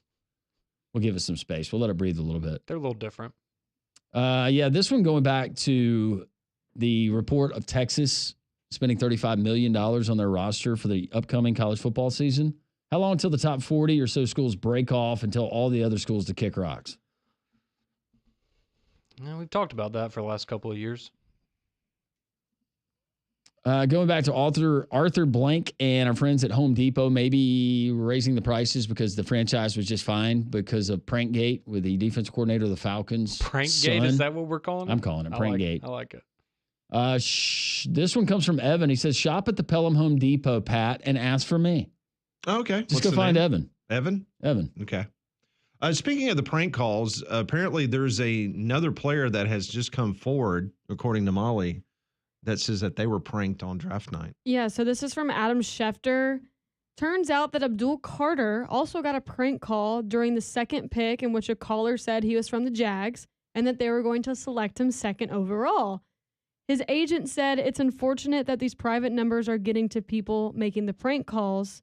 Abdul and I knew it was bull and didn't even tell his family about the call. Moments later, then Carter got the call from the Giants, which was the team that wound up picking him third overall. I bet it was Lawrence Taylor telling him he could wear his jersey number. Lawrence Taylor's like, I just had 41 Coors Lights, and so I accidentally gave Hey, your number out. man. So did anyone prank call Jalen Milroe, or was it just so unbelievable he was going to go in the first round that they didn't even bother? I think Milroe actually hung up on the Seahawks. You want to talk about awkward? If you saw the press conference with the general manager of the Seattle Seahawks yesterday, when a reporter asked the GM. So it wasn't the DK Metcalf crying over the phone type deal No, I don't think so. that they had. No, they asked the general manager. Jalen Years ago. Milroe says that he was the number one quarterback on your board. And the GM got quiet and he looked at him and he said, no. It was as awkward as you will ever see when it comes to a sports press conference. Now, to be fair, he would have been in the top 3 because at that point, Cam Ward and Shuck were the only ones that had left. So, I mean, I guess he was in the top 3, but yeah, that's a little different than. Yeah. So Jalen Milroe's already out there, letting everybody know that he was I'm sure they told him when they selected him, you are the top quarterback left on our board.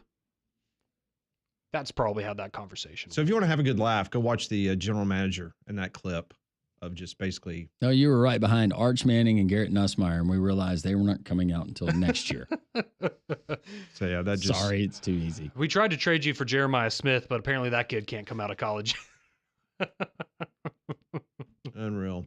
When we come back, Ole Miss Evie will join us. Evie Van Pelt from the Rebel Walk. We'll talk about Ole Miss, the expectations. Jackson Dart, now a New York Giant, not an Ole Miss Rebel. What's next for the Rebels? That's all next on Three Man Front.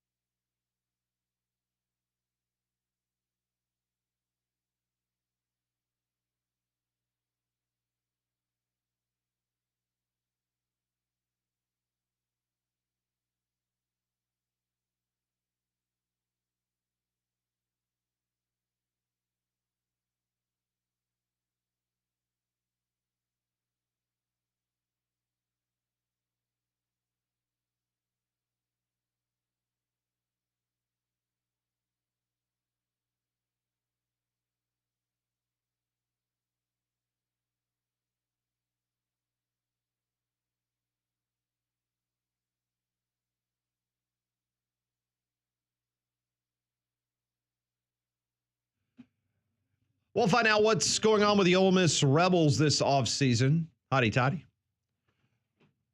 Ole Miss Evie will join us momentarily. Was she there at the gala in Utah Oh, with the Dart family? with all the beautiful people? Well, let's ask her. Ole Miss Evie. Evie Van Pelt joins us here on the Higginbotham Hotline. Evie.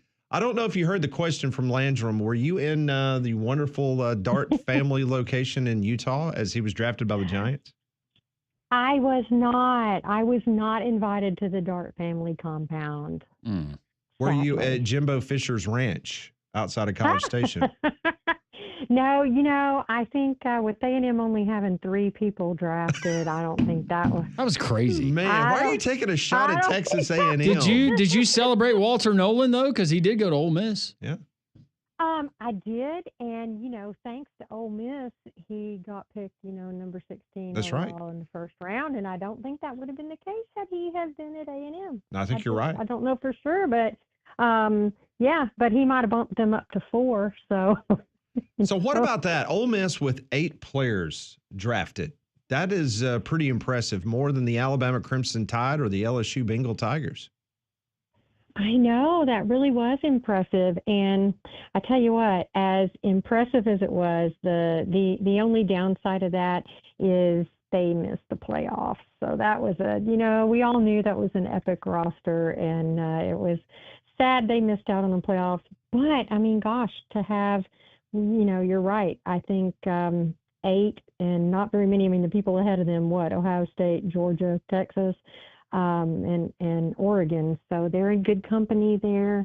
And I think they've also had another, maybe 12 undrafted free agents. I mean, they had, and some stout free agents. I mean, I still am shocked that Jared Ivey, defensive lineman Jared Ivey, wasn't drafted. So he was picked up by Seattle. So I think he's got a shot to make their 53-man roster.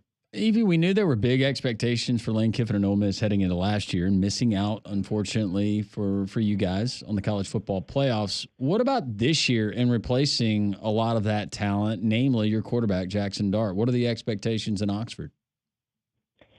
Well, I think if people had not seen Austin Simmons play, if they had not seen him come in and lead a drive against Georgia last season and help Ole Miss to win, I don't know if the expectations might be a little different because, as your quarterback goes, so goes your team. But folks are really pretty, thrilled about him. They're really looking forward to seeing Simmons come in and play precisely because, he has studied now for 2 years under Dart. He reclassified 2 years early, and he's been there and paying attention and learning. And great big boy, biggest quarterback, on the roster last season. Focusing only on football now, not pitching for Mike Bianco's baseball. So, I think offensively, sure, there are some questions, but I think everybody always feels pretty comfortable with a Lane Kiffin offense. In regards to what has happened from the transfer portal perspective, are folks pretty happy with what Lane Kiffin was able to do, at least filling the holes that obviously a lot of guys went off to the NFL and moving on? People happy with what Lane Kiffin did in the portal? Yeah, I think, and I don't think he'll be done. I think we'll see, maybe people who have entered the portal but haven't yet committed someplace. One of those being Houston safety AJ Halsey. We'll see. I think the Rebels are going to lock in a battle with Miami, I think, for him. But anyway, they seem pretty pleased. I think he's right now. I'd have to check it, but I'm pretty sure last time I looked, Ole Miss is sitting at about 30 transfers in, and somewhere around that many transfers out, although they were, not players that most people would really recognize. But I think they did a lot of good in the fall. They got some pretty good defensive players. They got 3 strong players from Arkansas. So poor Razorbacks lost some more good ones after losing Paul to Ole Miss the year before. But so far they've got some strong wide receivers, which they're going to really be needing to replace some wide receivers after losing Trey Harris and Jordan Watkins and Juice Wells. Evie, the news might be too fresh, but I know that you and having affiliations with some of the Texas A&M folk.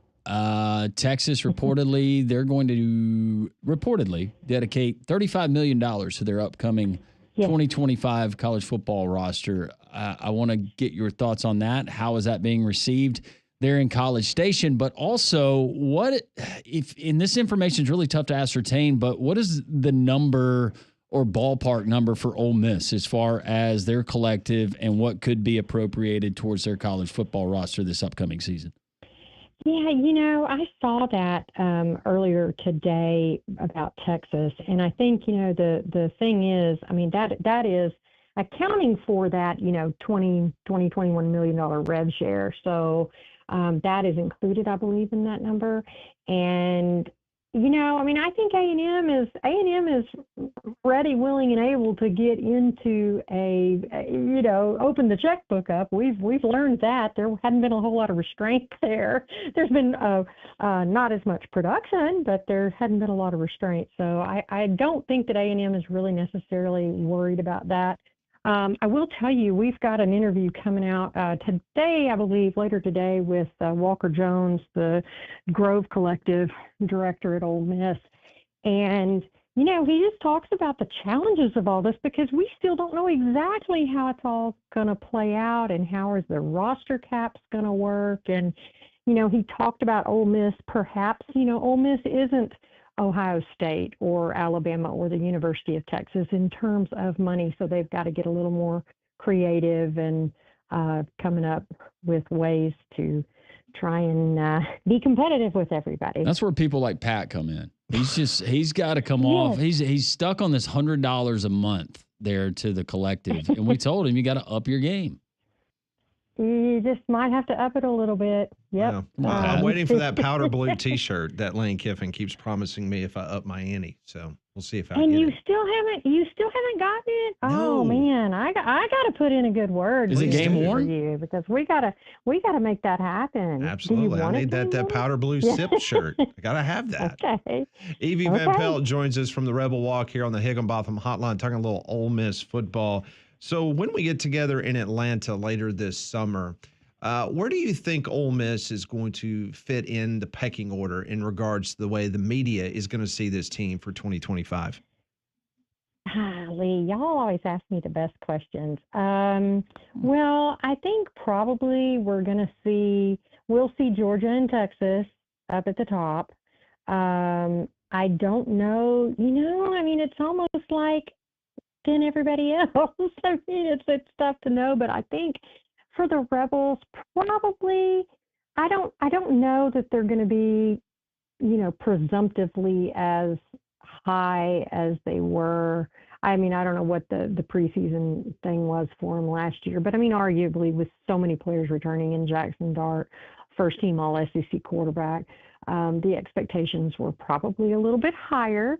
But honestly, Ole Miss has they've got the number 3 transfer portal class. They've done well with their incoming 2025 recruits, and they've got some strong guys on the defensive line that were freshmen last year that played behind that monster line of Iman Mielen and Walter Nolan and J.J. Pegues and Jared Ivey. They've got some guys coming back that, people maybe perhaps haven't seen as much, but who are really strong players. So I don't know. I mean, it depends on how much, the media knows about them. But, I mean, honestly, I don't think you can keep Ole Miss outside, the top 4 if you're really looking at them and you're looking at the continuity of the coaches. Kiffin has talked about, this is another year of he's got all his personnel, staff back, and that continuity has really been helpful. So they'll be in my top 4. How's Lane doing? Just on a personal level. We like to keep up with the life of Lane and some of his love interests, and we never really know. We'll get some of these Instagram posts and post on social media, and we're trying to decrypt what he's trying to tell us. Can you give us anything, because you're kind of in that circle? Lane plays it close to the vest, and I think even if I definitively knew something, I think probably I don't want my credentials to be revoked, so I don't know that I would say too much. But Lane is doing great. Now I will tell you, Lane talked recently. I don't know if you saw him on. It might have been on the Vaughn. I don't remember which, but he was talking about he's really into yoga. Then he said he really wanted to amp up his game, and so he does hot yoga. And I mean, Lane is. I'm starting to think Lane's almost looking a little too thin and fit. Yeah. I mean, he's to eat a sandwich. So, but yeah, he really, really does. But the one thing I will say, and he talked about it, Double Decker was this last weekend, a big, arts and music festival in Oxford, and Lane seems like Lane is sold on Oxford. I mean, Lane is loving the Velvet Ditch. He really, really is. He talked about there being no better place. I mean, and I think Lane, again, Lane doesn't just make those kind of comments out of the blue. I think he's meant them for a while. So I think Lane's pretty happy where he is. Evie Van Pelt joins us on the Rebel Walk. She joins us on the Higginbotham Hotline. In regards to the basketball team this year, Chris Beard, he had a little bit of flirtation, maybe potentially even going back to Texas or maybe some other schools. And this was a great run. And so far, Ole Miss has done a really nice job in the transfer portal as well. Just your thoughts on what this basketball season has meant for the Rebels moving forward. Oh gosh, I think for Beard, just in his second year, I mean, for folks who don't know, the Ole Miss program wasn't even, before Beard got there, it wasn't even on life support. Like, it was in the morgue, it was closed up in that little, the little drawer. I mean, it was so dead. And Chris Beard really, really has changed. He's kind of done for basketball what Lane came in and did for football. He's got folks excited about it. He's got some sellout crowds. He made it to the Sweet 16. That always helps. That's equaling the Rebels' best appearance ever in school history, if you can imagine that. So that's something. And, not to bring up A&M again, but there were, in terms of coaching, the Aggies felt very, very sure right after the end of the season that they were going to get Beard. And, with several, sources I know at A&M reporting it to be the case. I think they had offered him like $7.3 million, and he had been making $5.5 at Ole Miss. And they were so certain of it to the point where they really didn't have any other alternative coaches set in place. And when Beard turned them down, then they were kind of left scrambling, and that's never a good look. But so I think that was their first big win for the upcoming season, as they kept Chris Beard. I think it's a silver lining because they got Bucky McMillan from right across the way at Samford. Right. I was curious though, in you having I don't even know how to put this. You're there in the College Station area. Have you run into Bucky? Because he said, "Hey, I'm going to be out in public. Come up to me, introduce yourself. My name's Bucky. Let's get to be friends." I have not. I have not. And isn't that, and I really do. I think that's a fantastic pick for A&M. I had, Aggie friends who were like, they didn't know about that. They wanted a great big splash. And I'm like, yeah, Bucky ball will be exciting. I mean, I think that's a great pick for them. And I juxtaposed Bucky's comments with back when the old Dennis Franchione era, when he came to A&M. Now, hold the rope. I'm sure y'all have been to College. I'm sure y'all have been to College Station. It's not like it's a big metropolis. Dennis Franchione had a bodyguard with him everywhere. So he's like at the Chili's, in College Station with the bodyguard. To be fair, it made no sense. You got some crazy Alabama fans like Conrad that he had to worry about. So okay. Okay. I don't think Conrad was headed to College Station, though. I think Dennis was probably safe. Yeah, he was good. He was a loser when he was in Tuscaloosa. He was too busy getting beat 77-0. Yeah. By Oklahoma. Oh. Is that right? Right? Yep. Was that Oklahoma? Hey, yeah. He was so bad, Evie, he helped pay my mortgage for a few years because it made for great radio every single day. And I appreciate Coach Fran doing that. Yeah, that was really, really nice of him. And Alabama fans need to realize that without Coach Franchione, there would have been no Nick Saban. So there was a lot of dominoes had to happen for Alabama to hit the bottom of the rocks at the cliff. Well, Senator Tuberville would take exception to that. Well, because that was what he ran on. Yeah. But soon to be governor. There you go. Old Pine Box. Yep. There you go. Yeah. Well, Pat and Paul's show, they called him Wingnut. Yeah, Wingnut. That was his nickname for us. Horrible. Big old ears. Yeah. Oh. I hope the senator's not listening right now. Senator, I never said that. Oh, he probably is listening. Well, your ears fit perfectly. Well, in proportion Yeah. to your head. Coach Tubbs knows me well enough. He knows I'm a smart aleck, so Yeah, he knows. he Okay. takes that with a grain of Okay. salt.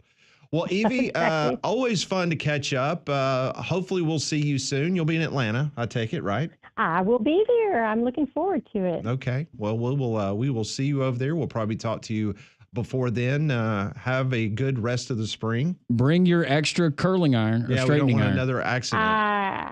I will. I'm bringing backups now Okay. for Good sure. job. Well, thank y'all for having me. I really Always a Evie. appreciate it. pleasure. Hey, don't get out in that field and mess your back up like you did a couple months ago. Okay. We don't want that again. I'm not, because last year's media days, it was kind of something of a disaster for me in terms of that. So, but I'm great. I'm ready to roll. Hot Sounds yoga. good. Yeah. Or goat yoga. Oh Lord, Yeah. Do hot that. yoga. Yeah. Yeah. Hot yoga. Rage yoga. Yeah. Might as well. All right, Evie. Take Maybe. care. We'll talk to you soon. Thanks, Thanks. Evie.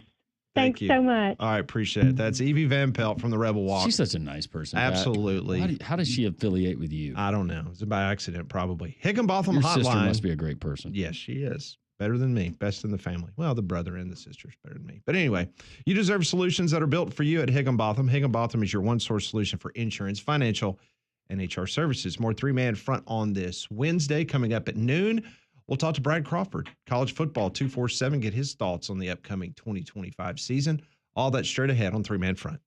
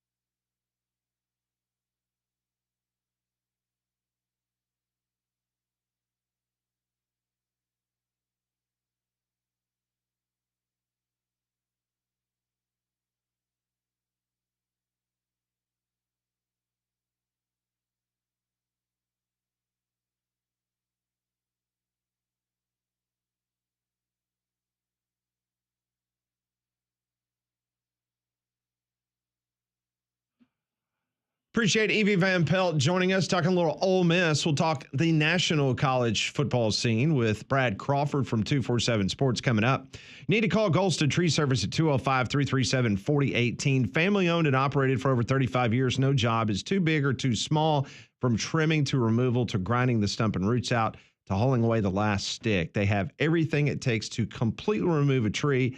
They also offer that very important 24-hour emergency storm work service. Very important year-round, but especially this time of the year with spring storms that could pop up. Call Golston Tree Service today and let them give you a free assessment of any issues you have on your property. That number again is 205-337-4018. That's Golston Tree Service. The Jock text line is open. A lot of recommendations for Conrad on his 19th bachelor trip that he has taken since he and Molly joined the show. 19, right, Pat? That seems right, yes.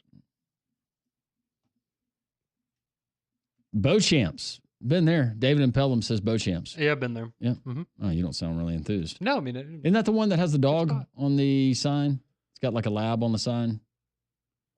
I think so. This one rolling in. Not from the Chamber of Commerce, apparently. Conrad, Destin is a tourist trap. Check out Harbor Docks. Told you about that. You don't eat the sushi. And try the inn on the Destin Harbor or Louisiana Lanyap. Okay, that's interesting. I've never heard Destin referred to as a tourist trap. I guess I just think of other beaches that are popular. Oh, they're beautiful beaches. First. Oh, I love going to Destin. I think it's great. Now, if you can go to Santa Rosa and it's, I don't know, maybe not as congested. Yeah, and that's where my dad lives, and they're very secluded and kind of away Yeah. from everything, which is, I mean, they're retired, so that's what they were looking for. But yeah, no, I like Destin. It's good. Like, there's a lot of stuff going on, but it's not as crowded as maybe Gulf Shores or Panama City. Captain Dave's. Thank you. Okay. Dewey Destin's. Dewey Destin's. I've never heard of that. I haven't either. Okay. The restaurant was Captain Dave's, and it did catch fire. It was on the docks. Jaws 2 was filmed there. Wes in Huntsville. Thanks for listening on the Out. Oh, okay. That's kind of cool. Jaws 2?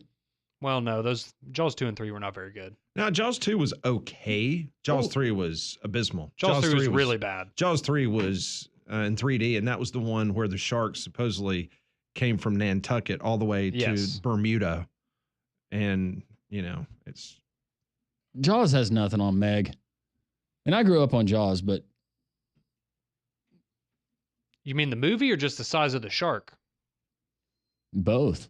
I've never seen the Meg movie. I just assumed you haven't? I assumed it was cheesy. I watched it on the plane. It is a little cheesy, but it's well done. I mean, you think about it. I thought it was. I hope that's not real. Oh, she's down there. The Megalodon is real? Okay. Yeah. Okay. You have to go really, really deep. She's down there. You have to break through that little cloud area. The cloud area? They'll teach you about it in the movie. You see, I retained it all. Okay. Walker says, I pulled my first and only Hey Mister at Club La Vila in Panama City. Even then, I knew how to change a tire. Man. Thank you. I appreciate that. I just read them, Conrad. Who hasn't lived if you didn't go to Club La Vila at some point in your life, right? Yep. Good times. Good times. Josh. Thank you for texting in. Bud and Molly's? No, Bud and Alley's? I was about to say Bud and Alley's. I've been there. Seagrove? Yeah. Seaside? I've been there. That's where we watched the, I think that's where I watched the Alabama-UConn, Final Four game a couple years ago. Cody says that Lane Kiffin may love Oxford, but after Florida fires Napier next year, Lane will be living in his dream town. Gainesville actually is second behind Tuscaloosa, but we all know that that'll never happen. LOL. Be interesting if we have that rumor mill again. Landrum, you guys might have already covered it, but I'd love to hear your take on Mississippi State firing baseball coach Chris Lemonis. What do you guys think they're likely to get to lead their baseball program? Hail State, Jim from Trussville. Thanks, Jim. Yeah, we talked about it yesterday on the show. Mississippi State firing Chris Lemonis on Monday evening. I mean, like half of the coaching candidate big board was other SEC coaches.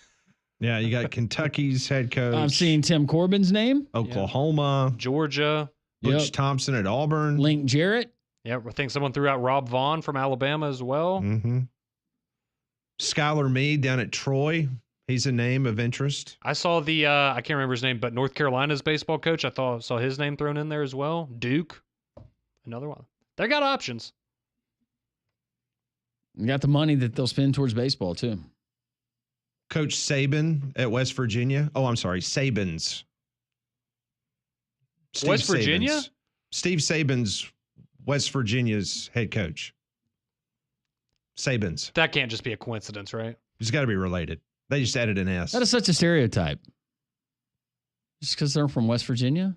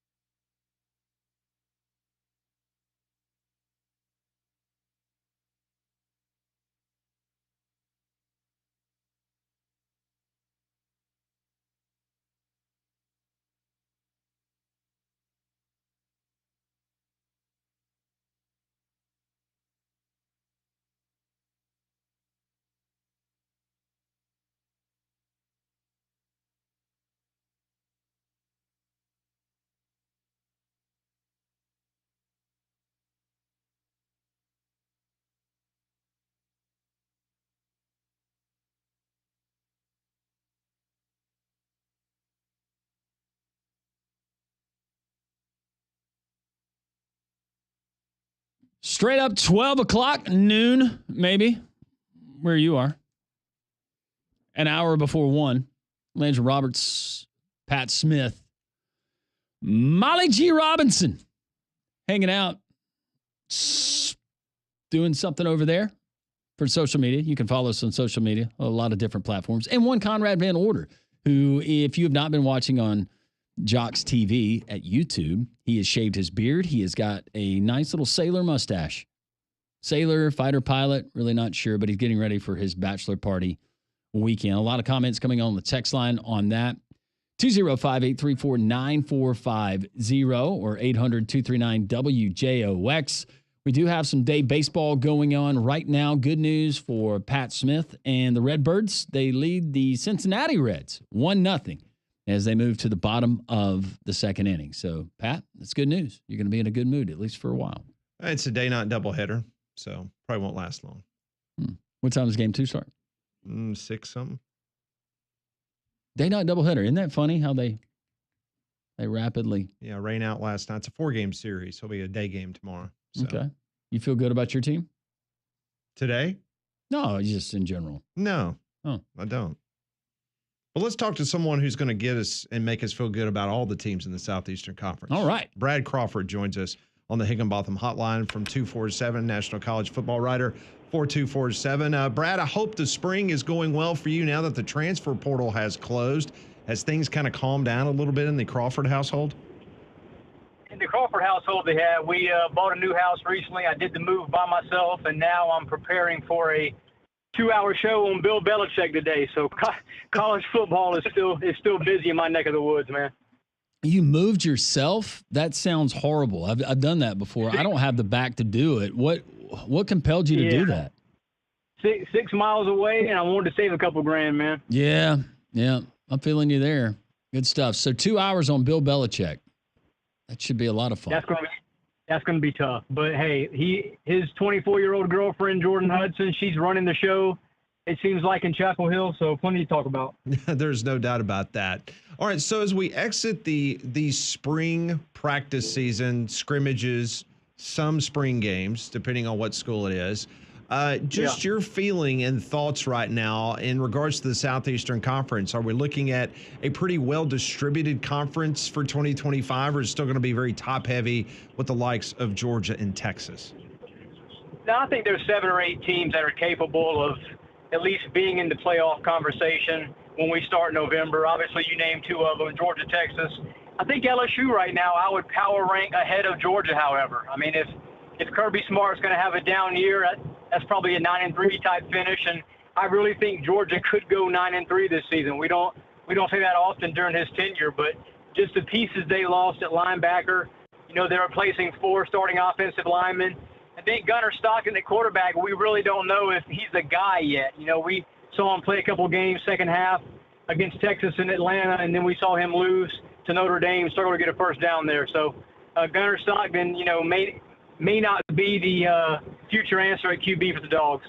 Speaking of QBs, you have the Arch Manning era officially taking over there in Austin, Texas. The reports this morning, I'm sure, Brad, you've seen them, $35 million that they're reporting that they're committing towards next year's Longhorn football roster. When you look at that roster, who's coming back, who they lost in the schedule, once again, should this be the year that they circle and say Texas winning the SEC and maybe beyond?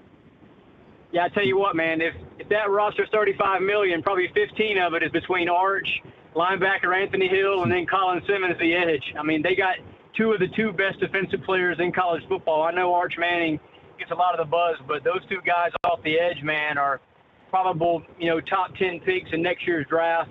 I like Texas a lot. They're my preseason favorite to win the SEC, and, they bring back everybody in the backfield except one ball carrier. And then C.J. Baxter, former 5-star who had a torn ACL last year, he's back at running back too. So I like the pieces Texas has despite losing double-digit draft picks.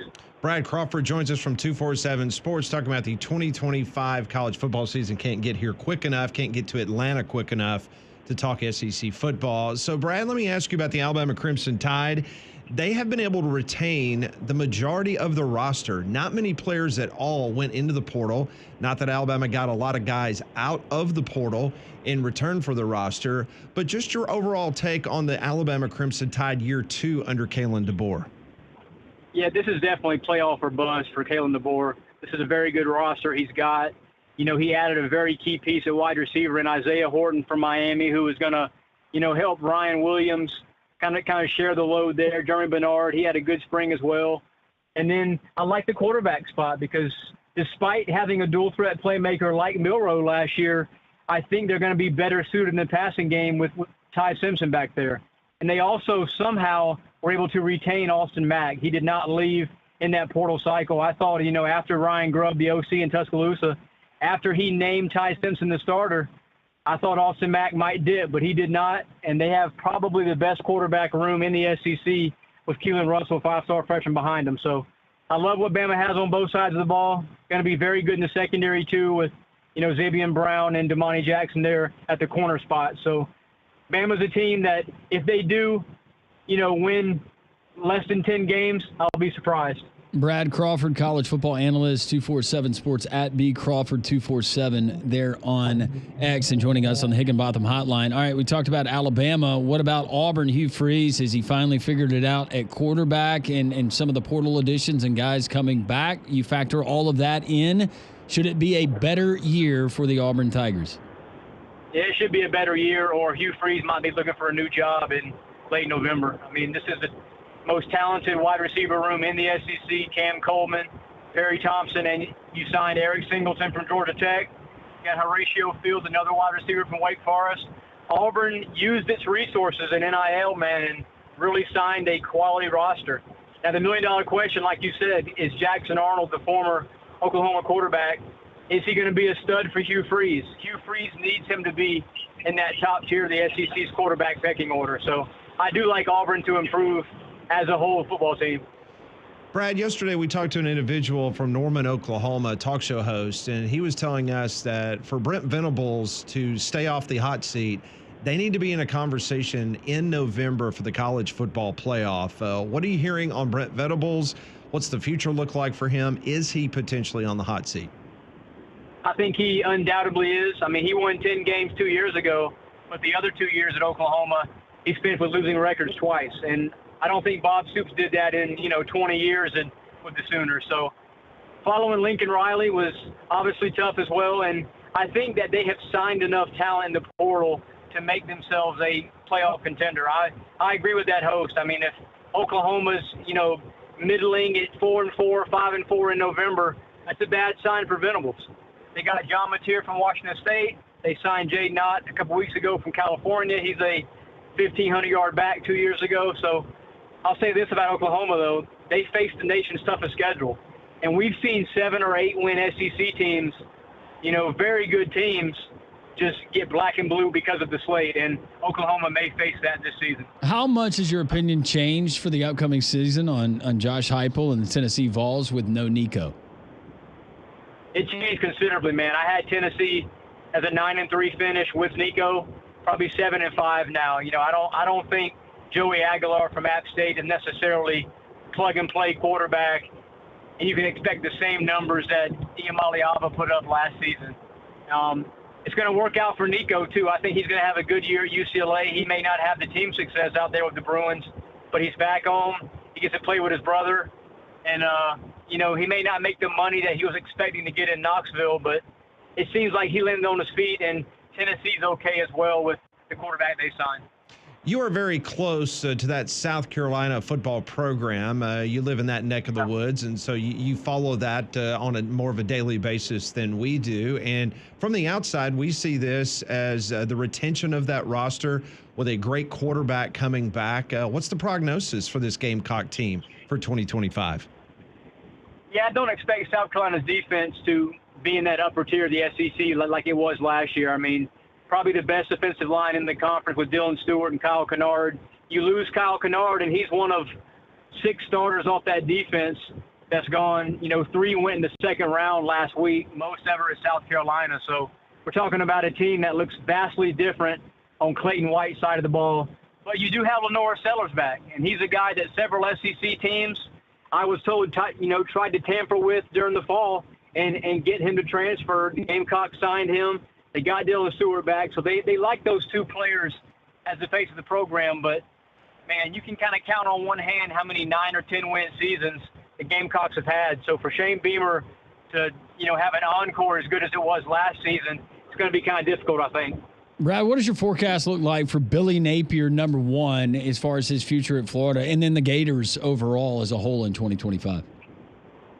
Yeah, I'm still trying to get a finger on the pulse of DJ Lagway's health, man. For a top 10 player nationally to not throw a single pass during spring practice, that's kind of alarming there. But Billy Napier has said on the record and told everybody close to that program that, Lagway is healthy, he's our guy, and he's kind of the straw that stirs the drink. So Florida can, use some of that momentum the Gators had as they ended last season. They beat LSU, they beat Ole Miss, I think it was USF in that bowl game down in Tampa. So Florida's a team that should challenge for 8 or 9 wins, but I don't see the Gators having the depth on defense to make the playoff. Brad, in regards to the landscape of college football, they're still debating the House settlement, whether that's going to come over the next couple of weeks. We still have NIL issues. We have a CFP that is still up in the air. What are you hearing on the CFP front? Do you think they're going to get this straightened out? What are you looking at? 14 teams in the future, 16? What do you think is going to happen? I do think in 2026 we're going to see expansion. And I think best case scenario for the end of this season, 2025, is we get the seeding figured out. You know, let's not assume that 4 conference champions automatically get top 4 seeds. I think we should take the, auto bids is fine, but don't pigeonhole them into certain seeds. We saw last year maybe Arizona State probably wasn't worthy of a top 4 seed. We saw Ohio State as an 8 seed just run a rough shot through the entire playoff.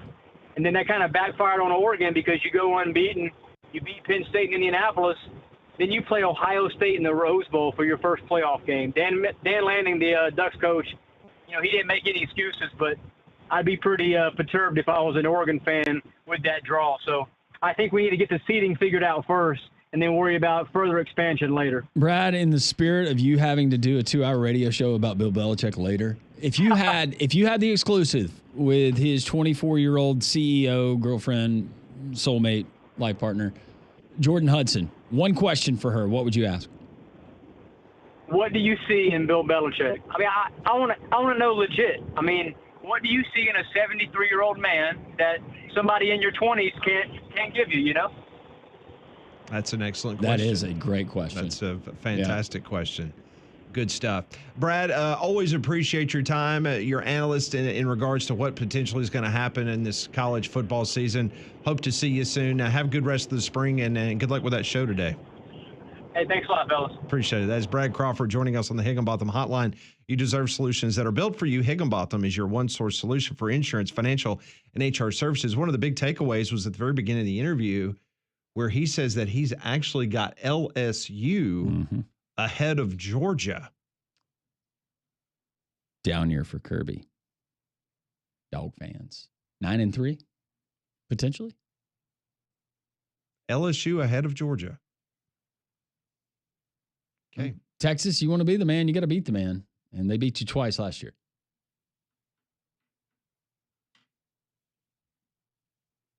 T-Bob Hebert and We've just done this the last couple of years with LSU. Matt Moscona will dust off the old Barrett Sallee tapes of him picking LSU to win the SEC. Yeah, I'm not. No, he picked him to win the national championship 2 years ago. Barrett did. I keep receipts. Well, and to be fair, if their defense had halfway Absolutely shown up. But he was very high on Alabama. Yeah. So he's got the best quarterback room in the SEC. Can't debate that. Yeah, from a depth standpoint, no doubt. Yeah, the 3 that they have in their quarterback room, and none of them transferred. And could be a big year for Auburn. Yep. And if they don't, could be talking about a potential new football coach down on the Plains. A lot of storylines over the course of the summer that we will get into. Who's that first name? Sure, there's Vegas odds. Start our hot board. Speaking of Bill Belichick and his girlfriend, I've got some interesting odds that I want to share from you from Vegas about him and his girlfriend. What? Yeah, that's next on 3-Man Front.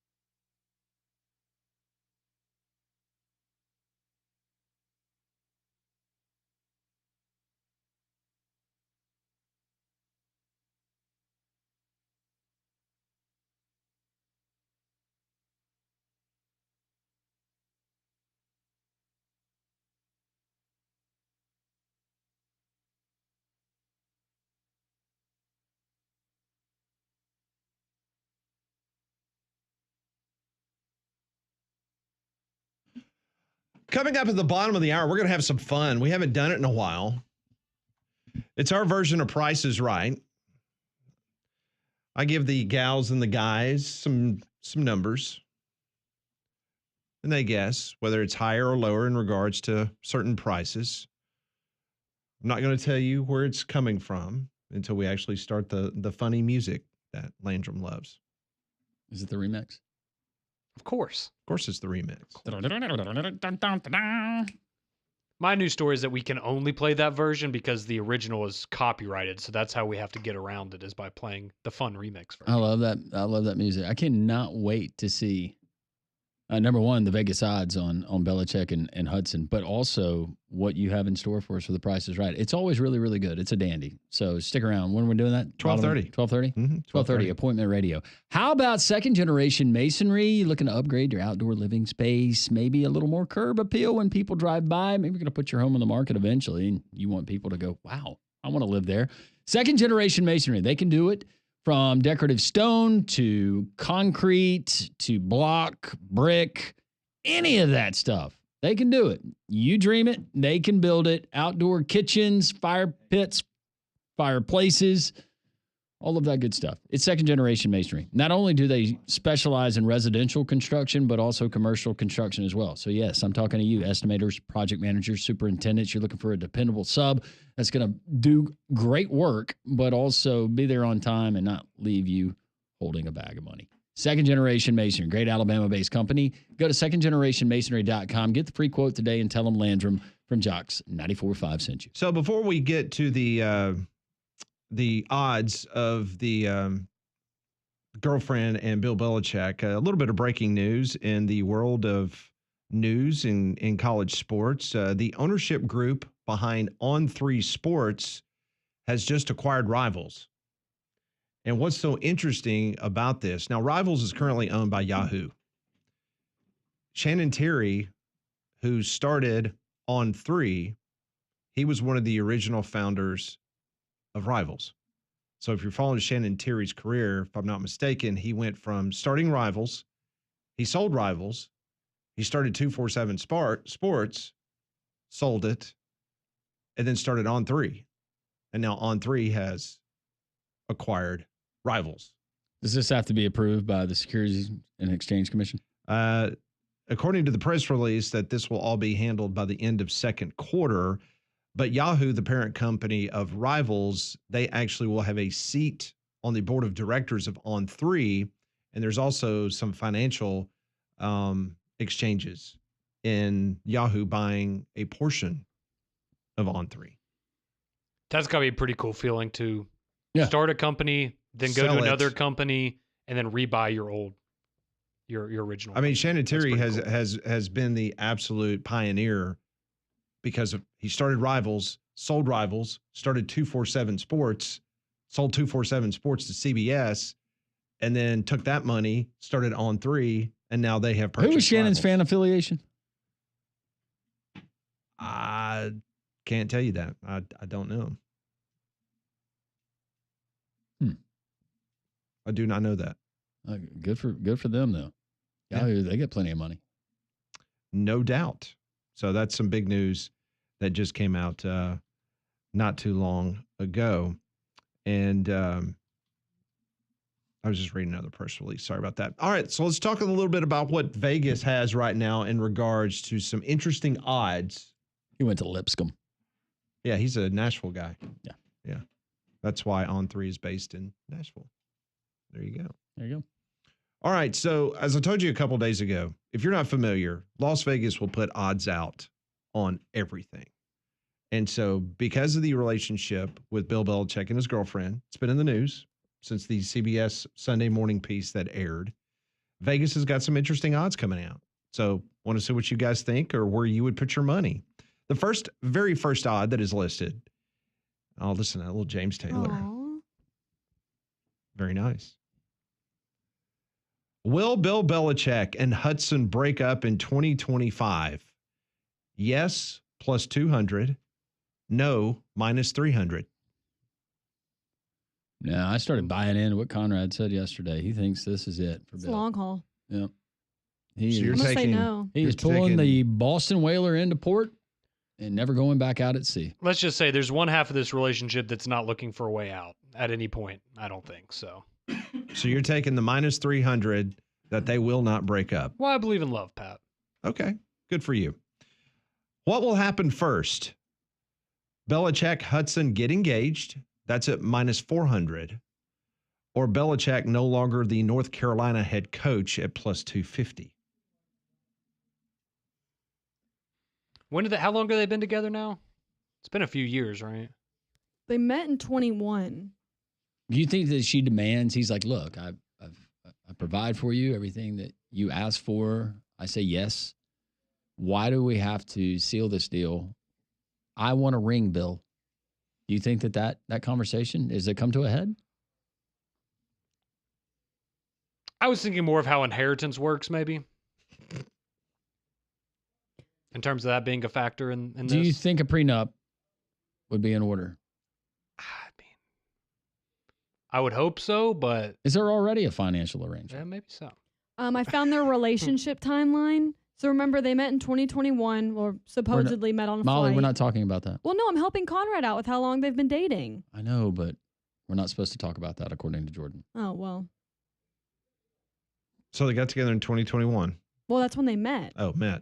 In 23, they were spotted together, popped up various times around the country, I guess. And then in June of 24, they officially confirmed that they were dating. The real question is, when did the Ring doorbell video of Bill Belichick doing the walk of shame come out? Because that's when, looking back, you knew, oh, that's who he was with. We just didn't know that at the time it was Jordan. Oh my gosh, look, it's Bill Belichick. What is he doing at a Bridgewater State game?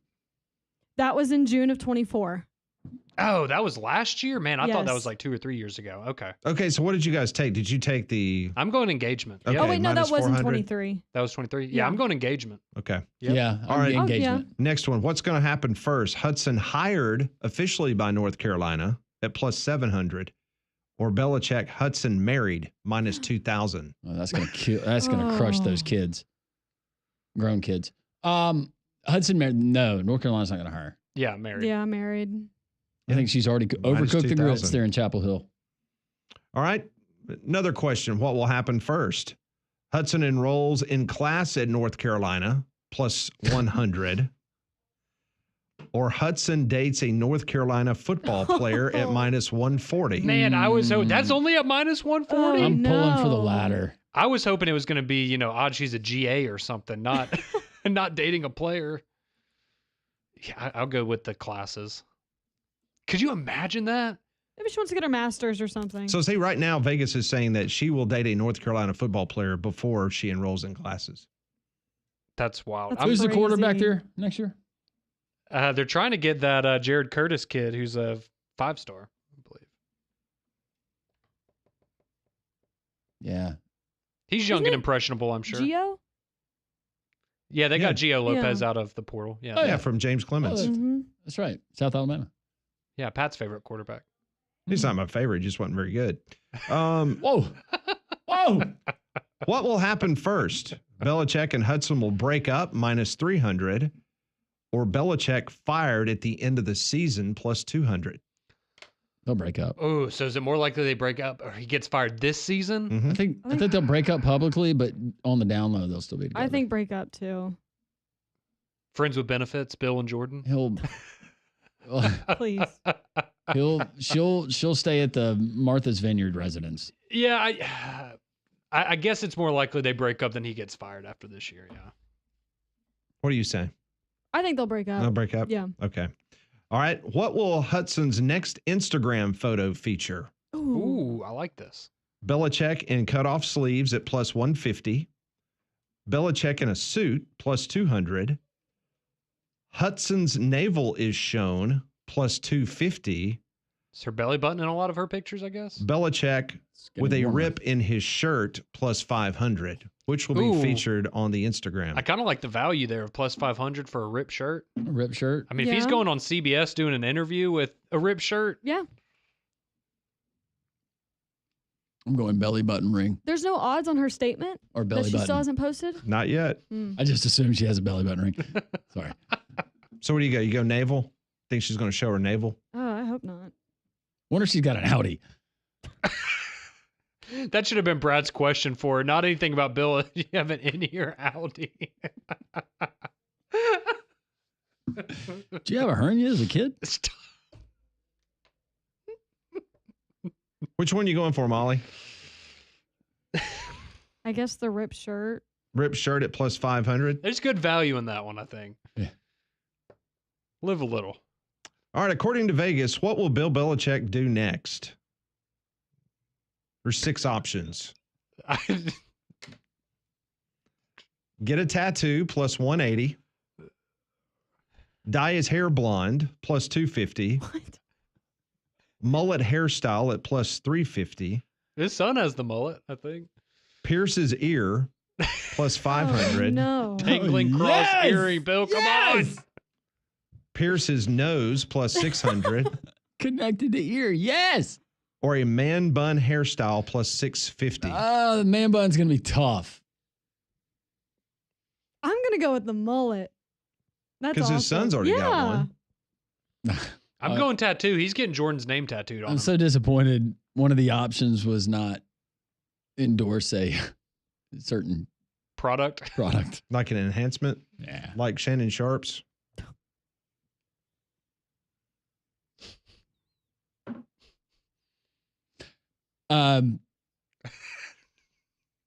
You broke Lantrum. You did. Oh, did. also, Landrum, she has an innie. She has an innie? Yeah. You've already found that I out. found it. Maybe we should have gone with the navel on that last one. If Yeah. Molly could that easily find Yep. a picture of her belly button. I will go with the option 2. Dye his hair blonde. Yeah. I like the Okay. tattoo. He's getting her name tatted. All right, here's the final one, the Vegas prop they have for Bill Belichick and his girlfriend. Which North Carolina fraternity will Bill Belichick join? Yes. Beta Theta Pi at plus 300, Sigma Nu plus 400, Phi Delta Theta plus 500, Sigma Chi plus 600, Delta Kappa Epsilon plus 800, Chi Psi plus 1,000, Phi Gamma Delta plus 1,200, Delta Chi plus 1,600, Kappa Sig plus 2,000, or Sigma Alpha Epsilon at plus 2,500. Chi Psi. He's going to be a Sigma Nu. He's going to be a Chi Psi. I was thinking Sigma Nu. That He's was gonna be the a Sigma first Nu. one that I thought. Yeah. He was a Chi Psi. Was he? Yes. Oh. According to Google. Didn't realize that. Jordan wants him to mix it up. Broaden his horizons.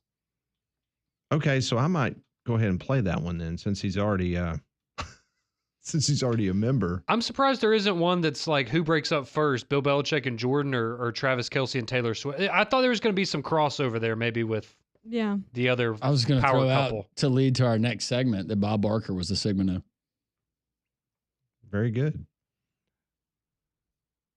It's very valuable information. I'm going to put that in my back pocket for this next segment. So was Harrison Ford. Oh, really? Okay. Are you All just right. looking up notable Sig news? All right, when we come back on Three Man Front, we'll do a little Price is Right action. Price is wrong, Bob. Join us next, Three Man Front.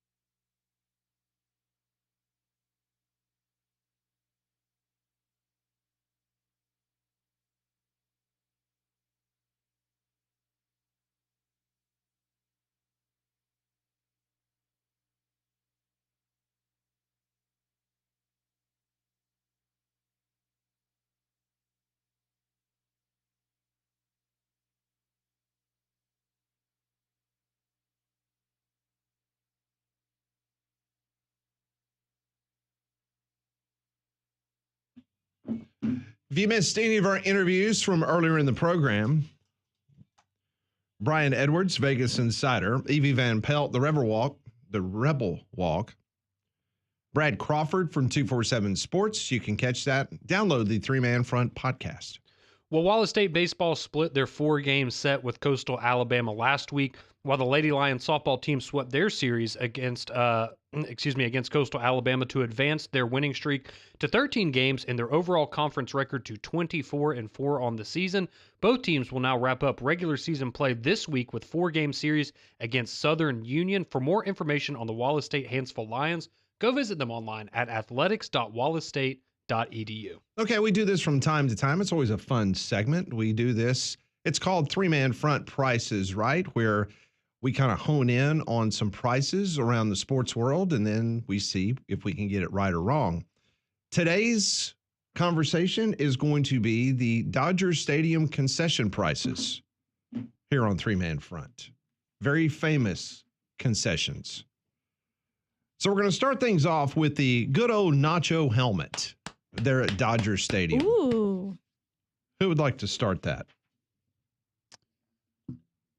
Molly, ladies first. Nacho helmet. I'll go $8. Okay, so is this a big helmet or like, the ice cream ones where it's little, it can fit in the palm of your hand kind of helmet? It's a big one. Oh, it's a big one? Oh, well. I'm going to go $19. Nacho helmet. Without knowing what the toppings are besides the nacho cheese, I'll say 14. $12.50. Molly got it. I got it.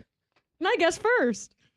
How See, about when a- you said nachos, sorry, I was thinking just like the chips with the cheese, not like something fancy. Grilled Dodger Dog. Dodger Dog, very famous in the baseball world.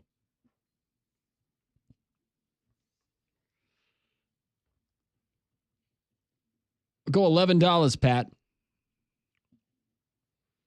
I'm going to go $4.50. I'm going to go $7. I'm thinking a bigger dog here. $7.99. Another one for Molly. She has the concession menu pulled up on her laptop. I promise I don't. Yep. Cold busted. I have Lane Kiffin pulled Busted. up on my laptop. Yeah, he's feeding you information. Yep. Thanks, Lane. How about just a bag of peanuts at Dodger Stadium?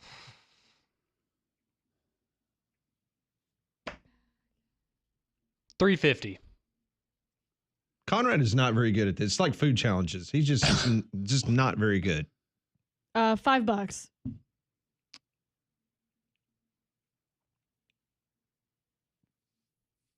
$5.01. $7.50.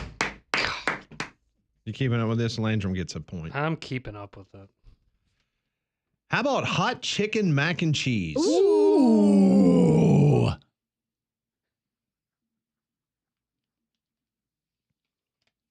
Hot chicken mac and cheese. Mm-hmm. Is it served in a helmet? No. Oh man, I'll go $14.99. Okay. $13.25. What'd you say, Molly? $14.99. $15. $19.99. Yeah, we're Conrad, on the you're board. on the board. On the board, baby. That was $19? Yes. Oh, I bet it's Dang. good. I bet it's so good. Mhm. A bucket of chicken tenders and fries. Oh. Ooh. This is at Dodger Stadium. $16. $15.50. $14.99. $17.99. Woo! What's the score? You have 2, Molly has 2, I have 1. All right, I'm going to give you like a little combo here. Oh, okay. You get 2 Dodger dogs. Okay. 2 chicken tender orders, and 2 souvenir sodas.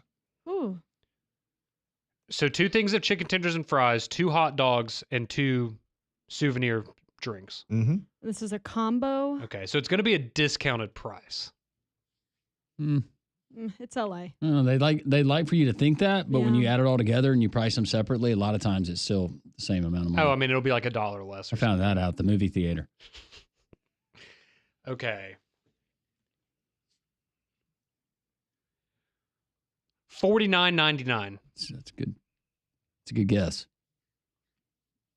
Feel like a nice round number for like a family, value pack. I don't know. That seems high.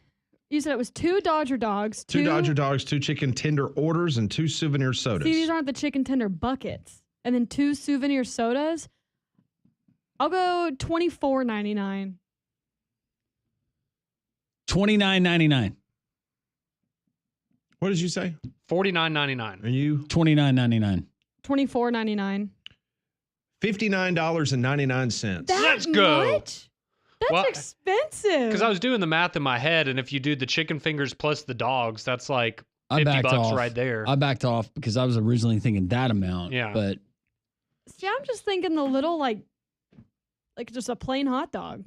It's a Dodger dog. It's a the Dodger most dog. famous Molly, hot dog in the it's history of grilled. baseball. That's so expensive. It's a lot. All right, It's let's kosher. say that you want a souvenir icy in a nice Los Angeles Dodgers plastic cup. big cup.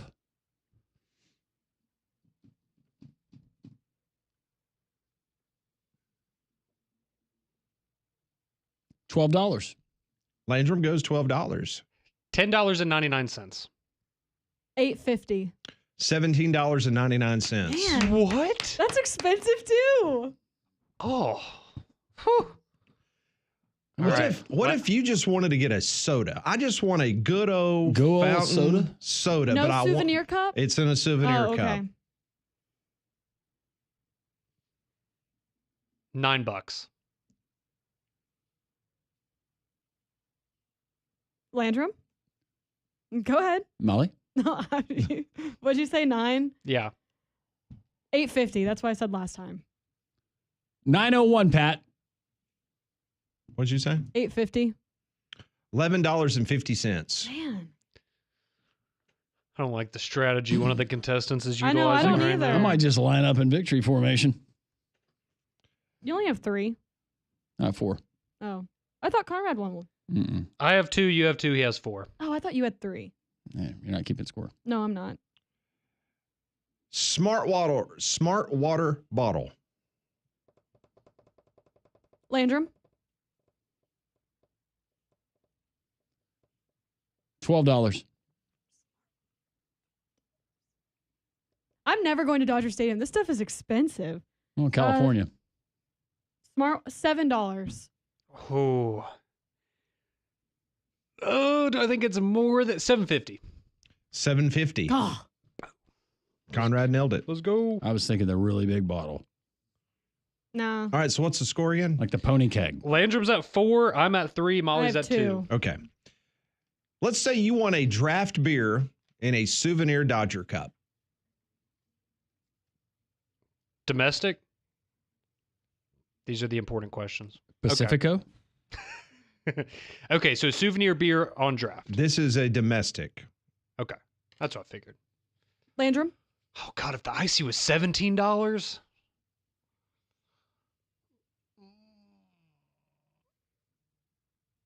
$15.99. $17.50. $18. $18.99. Whew. You're going first this time, Molly. That's okay. We're Last on. time- We're on to your game. That's no, Mm-hmm. I'm not the one that started it. Mm-hmm. Hey, we're close here. We're one behind. That's true. Okay, let's just say you just want a American bottled beer in a plastic bottle. Oh man, how much is beer? Okay, so the souvenir draft was $18.99. And this is American Yes. bottled. Does it beer. give Yes. ounces? Is it 12? Is it 16? 12. 12. 12. Okay. Okay, good question.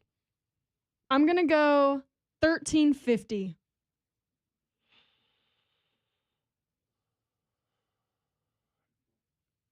$12.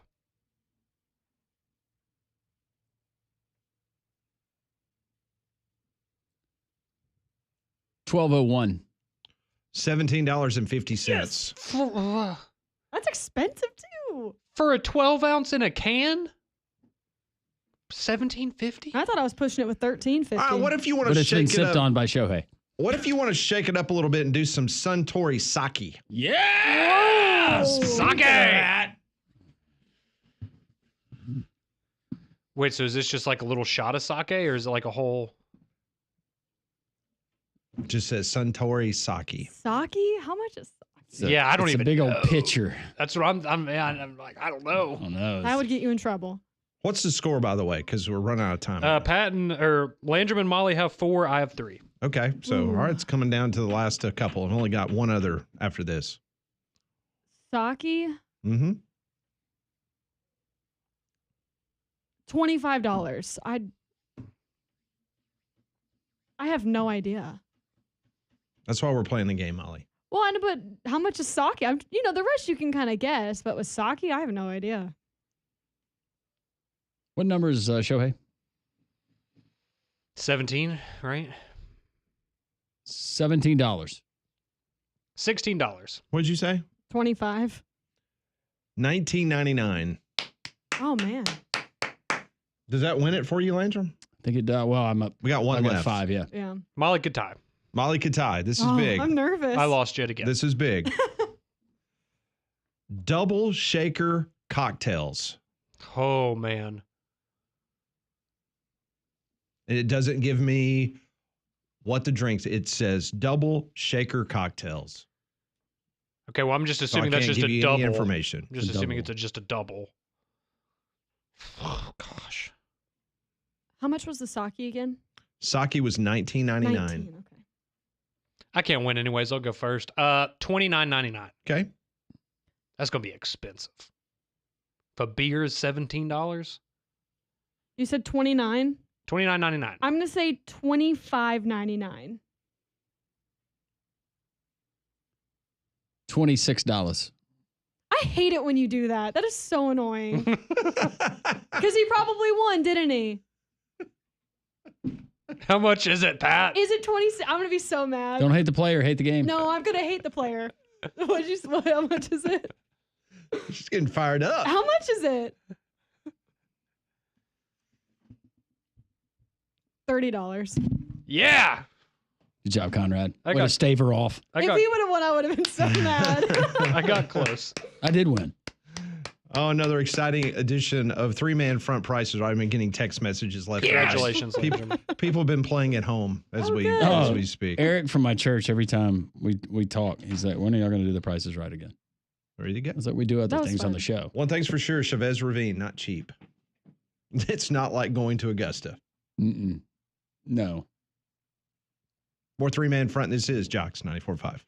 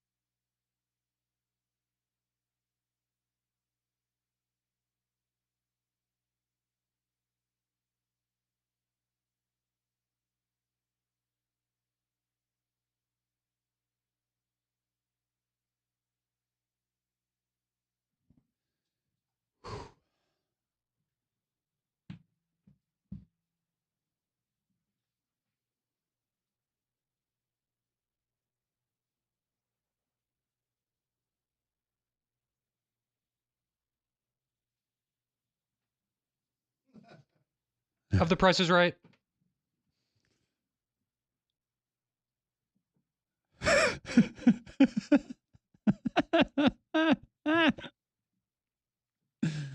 Who's that? Who's that from?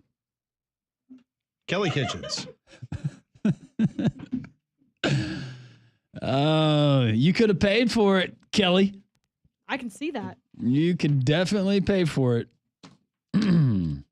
I wish I could read that on the air. Got a laugh out of Molly. Yeah. Good stuff, Kelly. I Hope you mean, didn't I mind don't know me why I immediately sharing that. thought Brady Bunch. That gets it. How about our friends at Prize Picks? You got to get the app today. You can download it and fill out your information. Prize Picks is great, number one, because what it is, it's the best place to turn your sports knowledge into cash. Millions of members. Prize Picks has made daily fantasy sports accessible to all. You just pick more or less on at least 2 players for a shot to win up to 2,000 times your cash. Run your game all season long with our friends at Prize Picks. Right now, you can cash in on the basketball playoffs with Prize Picks. Don't miss your last chance to add your favorite players from the court to your Prize Picks lineup, whether it's points, rebounds, assists. Take your pick of more or less and your shot to win up to, once again, 2,000 times your cash today. It's really simple. You download the Prize Picks app. You fill out your information when you set up your account. Enter promo code WJOX. It's imperative that you do that because when you do that, your first $5 play, win or lose, $50 instantly back to your account. That's right. Download the app, fill out all of your information, promo code WJOX. When you do that, first $5 play, win or lose, $50 instantly back to your account. Prize Picks, the best place to win cash while watching sports. You can join millions of users and sign up today, but it's not just the basketball playoffs. I'm going Major League Baseball today. It is getaway day for the Atlanta Braves, getting ready for those LA Dodgers to come back to Atlanta. They take on the Rockies this afternoon. Chris Sale on the bump for the Bravos. More or less, Conrad, 7.5 strikeouts for Chris Sale. I'm probably going to go less on that one. I know that's not what you wanted to hear. No, that's fine. I want your honest opinion. That's why I'm asking. I'm leaning more. Okay. So I'm actually going to go more on that. I think he dials it in against a, let's be honest, AA baseball team. I'm just thinking playing in, Coors Field, you're going to have the ball get carried out a little bit. Guys are going to be swinging, but okay. I like where your head's at. All right, we'll go with your Yankees in a matchup as they're taking on the Baltimore Orioles. You've got Anthony Volpe. Hits plus runs batted in 0.5. So combined, all he has to do is have one. Oh, yeah. If you go more. Oh, yeah. No, I'm going more than he's had a hit in 5 straight games for the Yankees. Beautiful. So he's looking sharp right now. All right, we're going more on Chris Sale if he has 8 strikeouts or more, and Anthony Volpe if he has at least 1 hit, scores 1 run, gets a run batted in somehow. We're going more there as well. So we're a winner if we hit on both of those. You can do it with Prize Picks. Download the app today. WJOX is the promo code. We appreciate our friends at Prize Picks. Earlier this morning, Tarleton State transfer Keaton Bristow, he committed to the University of Alabama basketball team. The WAC Freshman of the Year averaged 11 points, 4 rebounds. He shot 46% from the floor for the year, including 33% from beyond the arc. If you do the math on the roster currently with the question mark of LeBaron Philon, whether he is going to stay in the NBA draft, it appears that Alabama has room for one more. So we'll see what happens out of the transfer portal. Braves and Rockies pregame show is starting right now over on our sister station, Jox 3 AM 690. Chase Dollander, 1-3, 7.91 ERA goes up against Chris Sale, as Landrum just mentioned, 1-2 with a 5.54 ERA. More 3-man front. Hour number 4 straight ahead.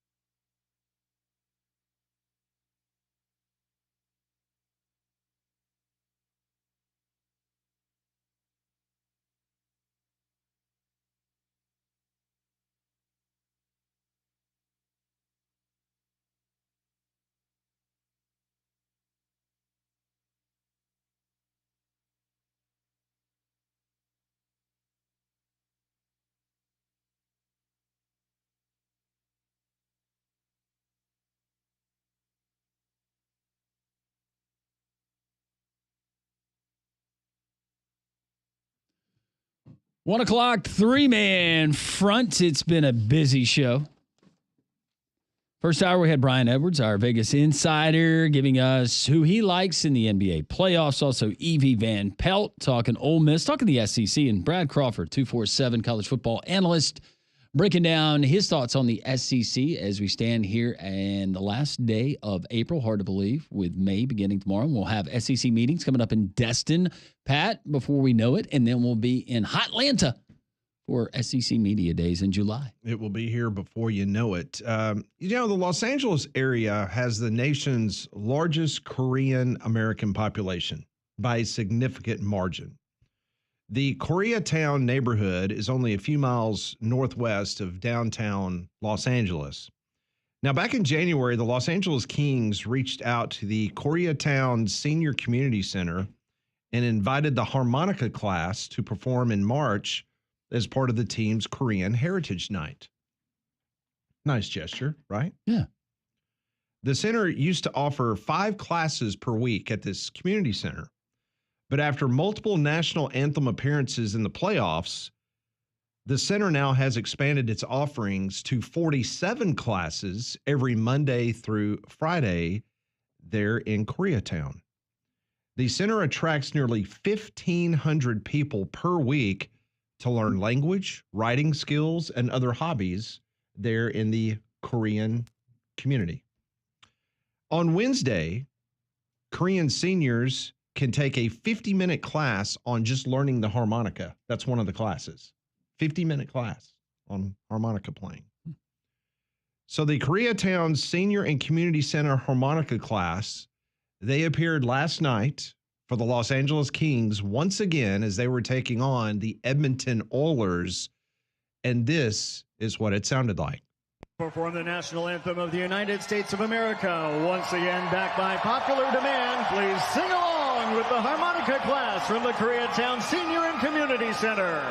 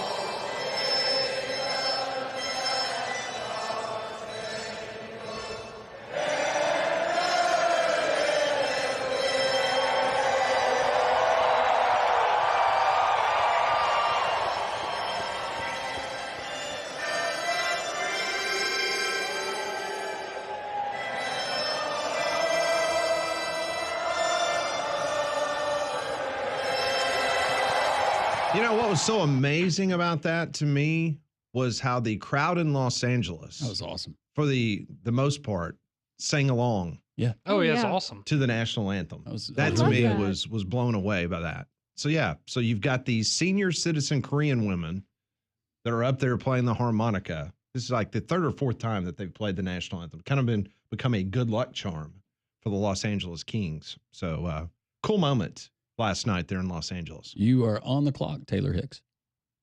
Taylor Hicks, very good harmonica player. That was great, though. That really was. Mm-hmm. Good to see some people in Los Angeles are Yeah. still for America. I still, in renditions like that, doesn't happen every time, but when I hear the crowd start Yes. participating, I get chill bumps every time. That was awesome.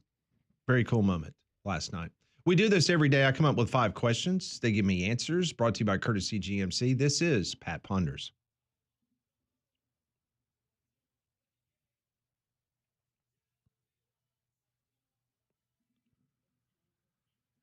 Brought to you by Courtesy GMC and Trustful. Get by and see them, located right off of I-459, exit 32. Whether it's the Acadia, the Yukon, whatever package you want in the terrain. How about a truck, the Canyon, the Sierra 1500? They got it all right there at Courtesy GMC. Deepest pre-owned inventory you're going to find anywhere in Central Alabama. Compare prices. Go to their website, courtesybirmingham.com. They've got you taken care of on all your GMC products right there at Courtesy GMC and Trustful. All right, question number 1. I read yesterday that Germany has doubled the bonus for its women's national soccer team if it wins the European Championship. They're going to earn $137,000 per player if they win the championship. So it made me think, should SEC football teams offer game-by-game bonuses for wins as part of their NIL? Absolutely. I've been pushing for this all these years, all of 4 or 5 years that we've had NIL. But yeah, incentivize these, because we talk to coaches, Pat, off the record, and they'll tell you it's, in some cases, a crapshoot week by week as far as buy-in, incentivizing guys. Always, well, not always, but some of them trying to re-up their deal. Yeah, not only for bowl games, but that'd be great if you incentivize them per game. Yeah, I'm a big fan of, in the NFL particularly, player incentives, whether it's, a quarterback throws for X number of yards in a season, you have X number of receptions, rushing yards, whatever, what have you.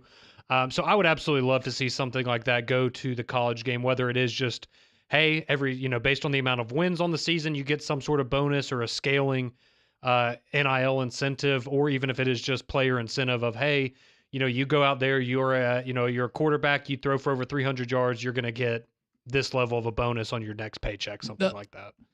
Yeah, I have no problem with that. I mean, if it's player, team, NIL, it's some form of incentive for, performance or wins, I think that's fine. I think if you do it team-wise, the only issue you're going to run into, or one of the issues you're going to run into if you do it individual, is a guy's going to complain, whether to his offensive coordinator, his quarterback, why didn't you get me more looks? I was only targeted this many times. Did you have how much I had riding on this? If I had X number of catches, yards, whatever. But incentivizing team, not that we should have to, but I think we're at that point where we can admit that, yeah. Or you could even have it, what if you did it with like a position group or something, right? Like, all right, yeah, hey, all the wide receivers, if it's still a team. Exactly. It's a group effort. It's not one player, but it's, hey, for every receiving touchdown you'll have in this game, you're each going to get an extra 10,000, whatever. I like it. Hold them accountable. And special teams too. You incorporate all of it. Absolutely. Absolutely. All right, question number 2. Back in 1992, during the Belgian Grand Prix, F1 driver Ayrton Senna helped rescue an unconscious rival from a crash car. His helmet worn during that event was recently sold at auction. Wait for it, $966,000. The sale beat the previous record of a race-worn helmet, which was $352,000, worn by F1 driver Charles Leclerc from the 2023 Monaco Grand Prix. So again, this individual, Belgian Grand Prix 1992, F1 driver saved another driver who was unconscious, and that helmet worn by the guy that saved the individual, $966,000. So the question is, would you ever buy or want to collect a helmet or hat worn by another individual? Yes. Absolutely. I think so. I wouldn't spend that much money on it, though. What if it was Abe Lincoln's hat? That's a conversation piece. Yeah. Pretty recognizable hat that I'm wearing, and you Bear haven't Bryant's commented hat? on it yet. Yes, I would. If I had the money for what some of these go, because I think back to Payne Stewart, who we tragically lost too early. Think about the hats that he used to wear. By the way, was that not the coolest thing ever? Is that he had the sponsor where he would wear the NFL teams, like attire, whatever's the clothes. And he was a nice guy. Met him at Shoal Creek. Yeah, no, I'd be all about that. I mean, if I could have a game-worn helmet from, Alabama or like a Yankees batting helmet or something like that. I'd be all for that. Keep the sweat in there and everything. I'm not washing it. What about a New Barry York. Bonds? Well, pre or post? Well, both. Ooh, His for head got bigger. comparison? His head got Yes. bigger after Yeah. Pittsburgh. Yes. No, I know. And you compare. That'd be good. That would be interesting. I thought you were going to ask something else like that happened that could have been a very tragic situation in sports. And I was thinking back to DeMar Hamlin and the night that he went down. And if you had something from the medical staff that went out there to, I don't know, The stretcher or something. oh, or stethoscope or Yeah. whatever. Next question. On this date in 1903, the New York Highlanders played their inaugural home opener at Hilltop Park there in Manhattan. The team would later change its name to the Yankees in 1913. If it's not the Yankees, what's the most recognizable sports franchise in North America? I mean, it's I said if it's not, so don't go there. I thought you were going to say, well, it is the Yankees. oh no. I mean, gotta be Cowboys, right? It's the Cowboys. I do think it would be interesting once you got past. Some people in Canada might have a problem, might vote differently there. Or I think you could go Lakers. See, and that's what I was gonna say is I feel like those are the big ones, like Lakers and Celtics for basketball, Cowboys in the NFL, Mhm. Yankees. Like once you get past those, You notice the question was North America, It's in North America. not the United States. yeah, I'm not changing my answer. Okay. Is that- I just wanted to point that out that The Alouettes, is that the most recognizable? no, that'd be the Montreal Canadiens. or the Montreal. Ottawa. I'm not saying they're the most. That's another one that is always mentioned in one of the top most recognizable franchises in North American sports. Yeah. Just for the sake of not picking one that they've already thrown out, I would think the 49ers. That was kind of where I was wondering, like, would you go 49ers, Packers, like for after the Cowboys, who the Mhm. most recognizable NFL would be? I would say based on and something you went back to with the Korean population there in LA and the Bay Area and the Asian influence and how big they might be worldwide. With the Dodgers? With the Dodgers, with the 49ers, Yeah. the Lakers, any of the teams there on the West Coast. That's a good point. Did you celebrate today? I did not celebrate Did today. you know that was today? I did not know that was today. Lou Gehrig, Huh? what? What? What? What'd you say? No, this was the. Never mind. Nothing involving Lou Gehrig. It was the first ever professional game at home for what has become the New York Yankees. The Highlanders. You should have stuck with Highlanders. I like Yankees. It's a lot more catchy. Okay, so where would you go, Pat, with that one? I would still think it's the Cowboys. Okay. Well, no, I just didn't know if you were saying that for clarity's sake or if you thought there was. No, I think the Canadians are probably more than the Lakers, more You than an think so? NBA team or the Celtics. Okay. Yeah. I can That's see kind that. of like the Canadian. Yeah, I got you. All right, next question. Do you sing in the shower, the car, or both? Car. Yeah, I don't sing in the shower. I'm too busy doing other stuff. Both. You ever tried to sing and do that at the same time? No, can't say that I have. Hard to carry a tune. Both. So you sing in the shower Absolutely. and in the car. I always have. Which one do you find yourself singing more in? Oh, the car. Every day, the car. Usually.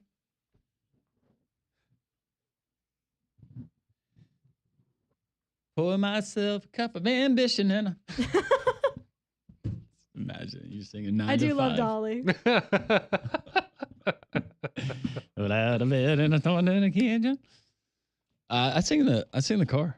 Supposed In to the say truck. cars for singing, showers for deep reflection and thought. I'll just bust out. relieving I'll bust yourself. out Well, a song in just random moments in my house. I know that surprises all of you, just for my wife's benefit. And it's received well some occasions, and then sometimes she'll look at me and be like, "Not now." Well, you, Pat, do you sing in the car? Both. Both. Okay. I don't think I've ever seen you sing. Have you ever heard me sing?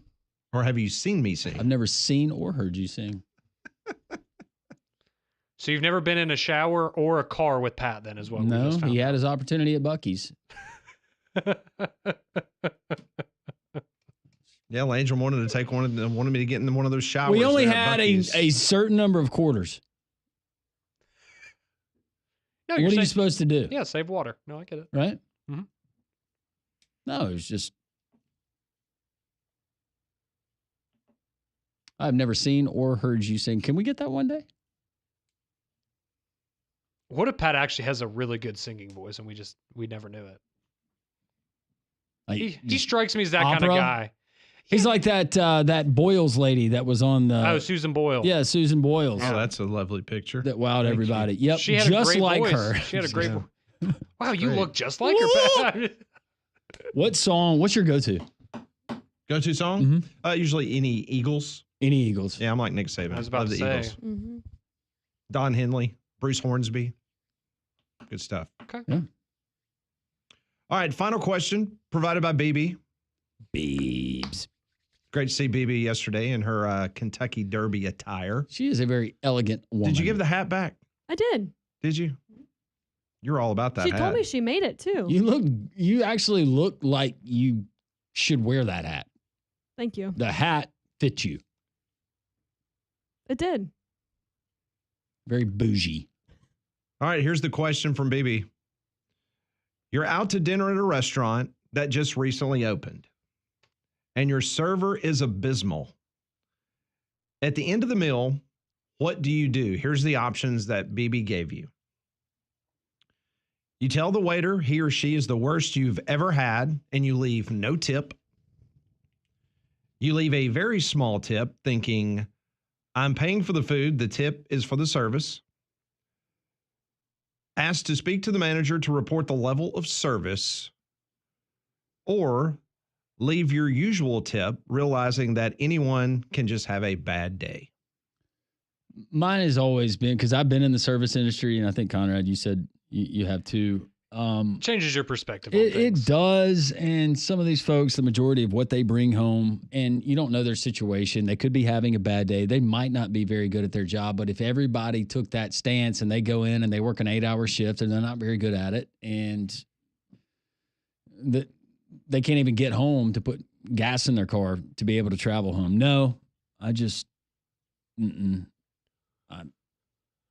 unless they did something to offend me or somebody at my table and they were just rude. No, if it was just bad service, I'm still probably going to tip them at least 25%. Yeah, see, that's my thing is typically I'll tip around 20%. Wait a second. and if- You said you would tip them 25%? Yeah. Even if it's horrible service? You got to be kidding me. I'm not kidding you. See, if it's That is absurd. Like good Why would you service- do Maybe to that? you, it's not absurd to me. Why- See, I'm would with you- Landrum. I always tip. You're going to pay them. You're going to give them 25% Well, I don't know about if it's 25, bad service. but I always You got to be tip. kidding me. If you get a $10 meal, what's 25%? It's $2.50. See, that's the thing. I definitely tip way more if it's like a pretty cheap meal because I don't want to leave a So what are you $1 tipping tip if it's a or something. great meal and you got great service? You give them 50%? Sometimes. I've never done that. Yeah. Good night. Yeah, Yep. I mean, I'm typically like 20%, and then if it's bad service, I'll tip them 15, so it's a little bit less. But Yeah. I'm with you. I mean, I remember the first paycheck I got working as a waiter, and it was like $1.30. And I was can like, "Are you remember kidding me?" working my butt off and doing a really good job and like with a big party and a big table and not getting a dime just because the people were cheap. Yep, Mm-hmm. had that. So you want to before. have bad service and you want to award bad service by getting them 25%? That makes no sense. No, I want to just help out my fellow human being and give them 25%. Okay, well, give me 25% for not being your waiter. Will you give me 25% of whatever? Pat, come on, man. No, I'm being serious. I am that, too. That's just crazy. Well, don't ask me a question. Let me give my opinion, and then Well, you you- just bash me for Well, it. but that's Yes, Yeah, Friendship. 23%. It's the best I can do. I wish I was a waiter in Landrum and I'd serve like crap and get 25%. That's awesome. I am with you for the most part, though. Yeah. I Me too, may not tip Andrew. quite as much as you, but I am sympathetic towards. I mean, the reality of it is, a lot of those people. I mean, some of them like working in that industry. A lot of them don't. Mm-hmm. So I kind of look at it that way too. Is if you had a job, you They're didn't, two kids at home. They can't help that their mom or their dad's not very good at their job yet. I was about to say, or if you have a job that you really don't like, but you need food on the table. Like, I understand that sometimes you're not gonna have your best day, Yeah. and I'm fortunate that I don't have to work that. To be job fair, though, anymore, I don't so. go to many expensive dinners. It's usually just a special occasion. So the 25%, you account for inflation, tariffs. I do think working in everybody I've ever met though that works in the service industry, that is the one thing that it changes how you view tipping. Like Yes. Yeah. people that never tipped or tipped poorly after you work in the service industry, it's I'm going to tip every And the time. thing that used to really frustrate me in college was it was athletes, and you knew that they were probably getting the sweaty handshake, Oh yeah, and they still weren't and they'd tipping. come in, and everybody treated them like royalty, and they wouldn't leave a penny. I remember those days. You know who you are. I was about to say I was never a fan of the teenage crowd that would come in with mom and dad's credit card and then they still don't tip, and you're just like, all right, come on, Exactly. it's not even your money. That's today's Pat Ponders, brought to you by Courtesy GMC and Trustful. Visit their online inventory, courtesybirmingham.com. Text coming in 205-834-9450. We roll on. 3-man front and Jocks 94.5.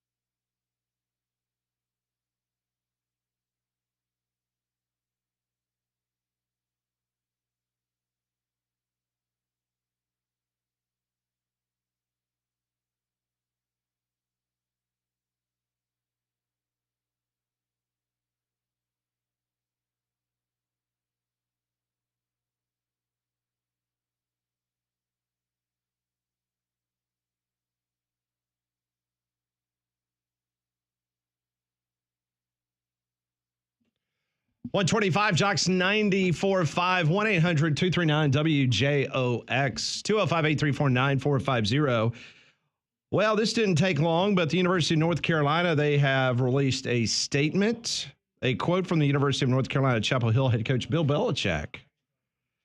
Quoting Bill Belichick, I agreed to speak with CBS Sunday Morning to promote my new book, The Art of Winning, Lessons from Life and Football. Prior to this interview, I clearly communicated with my publicist at Simon & Schuster that any promotional interviews I participated in would agree to focus solely on the contents of the book. Unfortunately, that exception was not honored during the interview. I was surprised when unrelated topics were introduced, and I repeatedly expressed to the reporter and the producers that I preferred to keep the conversation centered on the book. After this occurred several times, Jordan, with whom I share both a personal and professional relationship, stepped in to reiterate the point to help refocus the discussion. She was not deflecting any specific question or topic, but simply doing her job to ensure the interview stayed on track. Some of the clips make it appear as though we were avoiding the question of how we met, but we have been open about the fact that Jordan and I met on a flight to Palm Beach in 2021. The final 8-minute segment does not reflect the productive 35-minute conversation we had, which covered a wide range of topics related to my career. Instead, it presents selectively edited clips and stills from just a few minutes of the interview to suggest a false narrative that Jordan was attempting to control the conversation, which is simply not true. Okay. And I'll ask you from and I know why CBS did it. And I believe that they laid that out there and this is out of bounds. Don't ask the question, but nobody's paying attention to it. Nobody's looking at CBS this morning unless you ask that question and it goes viral and she has the interruption or whatever. But if I'm North Carolina right now, and I know that we've had sources that have said, right now they're not so sure about Jordan Hudson's role and how it's going to be moving forward and maybe being a distraction since he's taken that job. This has been all the talk is Bill Belichick and his relationship with a much younger woman. 50 years his junior. But I don't blame CBS for asking the question. Not at all. I guess the thing that perplexes me is that anybody that is a so-called sports fan, and you heard Bill Belichick in the interview, Bill Belichick says he doesn't care what people think. So what do you care now? Right. Why do you care if social media or radio talk shows are talking about it? I mean, we talked about it back when they started dating. I mean, maybe they're upset because maybe the other half of America that doesn't follow sports is now realizing that a 73-year-old man is dating a 24-year-old. We can go back to when we thought him and Tom Brady hated each other, and we can talk about that. And it's like, but you've had drama before. But for North Carolina to release his statement and then it's just, you're just continuing to perpetuate and just add flame to the already the big fires of what's going on in this topic. So. Was there not something in his contract where essentially it was either June 1st or July 1st where before that date is met, like he can leave the program, or I guess they could part ways with Bill Belichick, and it only costs them like $1 million. Was that not part of it? Because it opened the door for him to potentially go back to the NFL if a team came and called him and offered him a job. Yeah, but there was also, because he was so late signing his contract, I think that's where a lot of the smoke was, that since he had not signed it, that he could have potentially left early. Gotcha. I just didn't know if that went both ways and if North Carolina, but stuff like this keeps trickling out. It's not like Bubba Cunningham, when he hired him, didn't know that he was dating a 24-year-old. No. I mean, North Carolina had to sign off on, okay, you're going to allow her access to emails and things of that nature, for Bill Belichick. So I would be interested to know, is this something with their relationship going back to part of the reason that it was time to leave New England, or when we heard about him getting multiple interviews with the Falcons and that really not going anywhere? I just wonder if any of this is stuff that maybe other teams saw the early signs of, maybe this is going in a direction we don't want to be a part of, and now here we are a year or two later. You hire Bill Belichick, he makes the splash hire, and everybody's paying attention. But now the only focus, if you mention North Carolina football, Bill Belichick, they're immediately going to say 24-year-old Jordan, what's her name? Yeah. That's it. But see, I think that would have been the case. That's now the face of your program. I think that would have been the case even if they had not done the interview with CBS. Yeah. Oh, we'd still talk about them, sure. yeah. I mean, that just added fuel to it. I think it just shifted the narrative to, oh, that's kind of a weird but whatever situation. We see that with famous people all the time too. Now I think people are looking at it as, oh, this is maybe concerning and not headed in a good direction. Like before, it was just, okay, it's whatever. You know, an old rich guy dating a pretty young woman. Does she strike you, and it's too early to tell, and we don't know this lady, but does she strike you as someone where the pressure, the outside noise, she's going to say, hey, I'm going to take a step back. I'm going to remove myself. No, I think she doesn't strike me either. I think she thrives with this. Yeah. She eats us up. See, and she's probably spinning this back to Bill as, no, this is good. Like all this publicity. This is good. You're going to sell more books. Yeah. Because that's what North Carolina hired him to do. Did he have a book? Did he have another? Has he had several books? Did he have another one during the run or right after the dynasty ended? There in New England? Because she shared that video of, I guess the first time they met is she went to like a book signing and then he signed her book. Mm-hmm. Deductive Logic. And that was a few years ago. So I don't know if he's had another one since then. I don't think he has. A very interesting story that Adam Schefter just tweeted about. Jeff Spurbeck, the longtime friend, business partner, and former agent of John Elway, died today from injuries he suffered when he fell off a golf cart being driven by John Elway. Oh, man. He was 62 years old. So he was his longtime friend, business partner, and former agent. And they were in a golf cart together, and he fell off the golf cart, driven by John Elway, and he died. Where were they? Does not say. Doesn't say. That's horrible. Apparently, it happened Saturday night in La Quinta, California. Elway was driving the golf cart when Spurbeck fell off and hit his head on the asphalt. Spurbeck was sitting in the passenger seat. He had been on life support after the fall. Man. So that's awful. We will take your text. Your calls are welcome at 1-800-239-WJOX. Paul Feinbaum Show at the top of the hour. This is Jocks 94.5.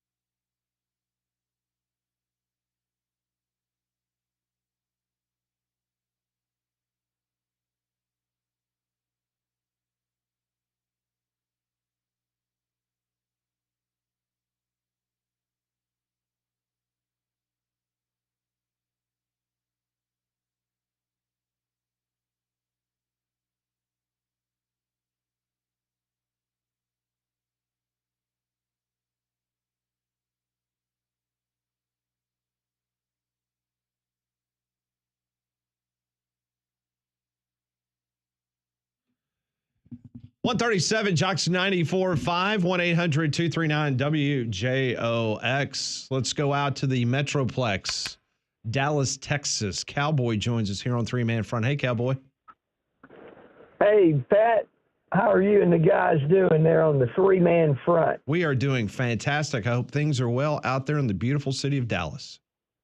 Oh, man, it's raining like cats and dogs right now. Hey, tell that. What kind of defensive front are you in on three-man front? Are you a we're kind of a 3-4 defense? Yeah, we primarily are a 3-4, but we'll kind of disguise it at times. We'll walk up the jack every now and then. Yeah, that's kind of what we do. We'll drop 8 sometimes. Do y'all get in that Kane Womack 4-2-5 look? Sometimes, not as much, but we like to put our hand in the dirt. Yeah. I got you. Shade the nose. Yeah. They've been there was big articles.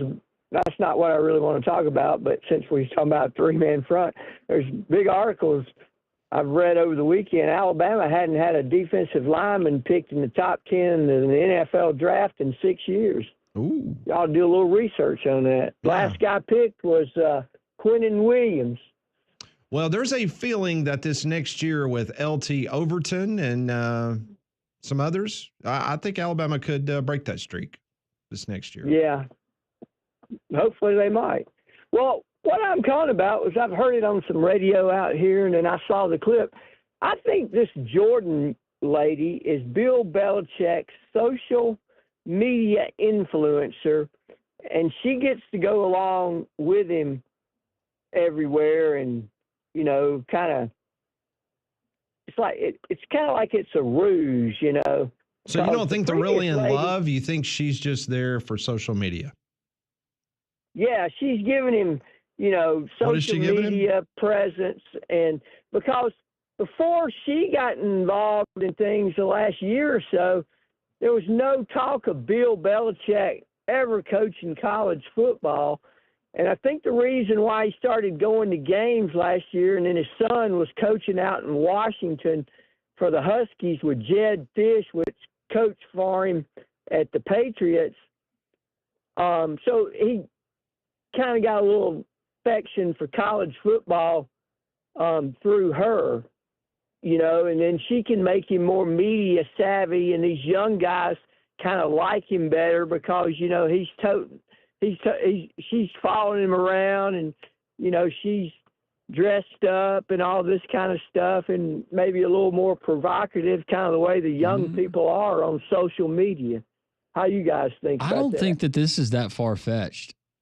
I'd never thought of it this way, Cowboy, but yeah, and maybe it makes it more relatable to the 18 to 25-year-old players he's going to be dealing with. The influencer angle is really interesting because you're right. Maybe something to kind of reinvigorate his career. Right. His persona. And then she's going to get the popularity out of it and be able to influence stuff and carry this on down the road better when, Bill has to go sit in the old man rocking chair more than he is now, I think I like your logic here, though. I think we can all agree it's mutually beneficial for the parties involved.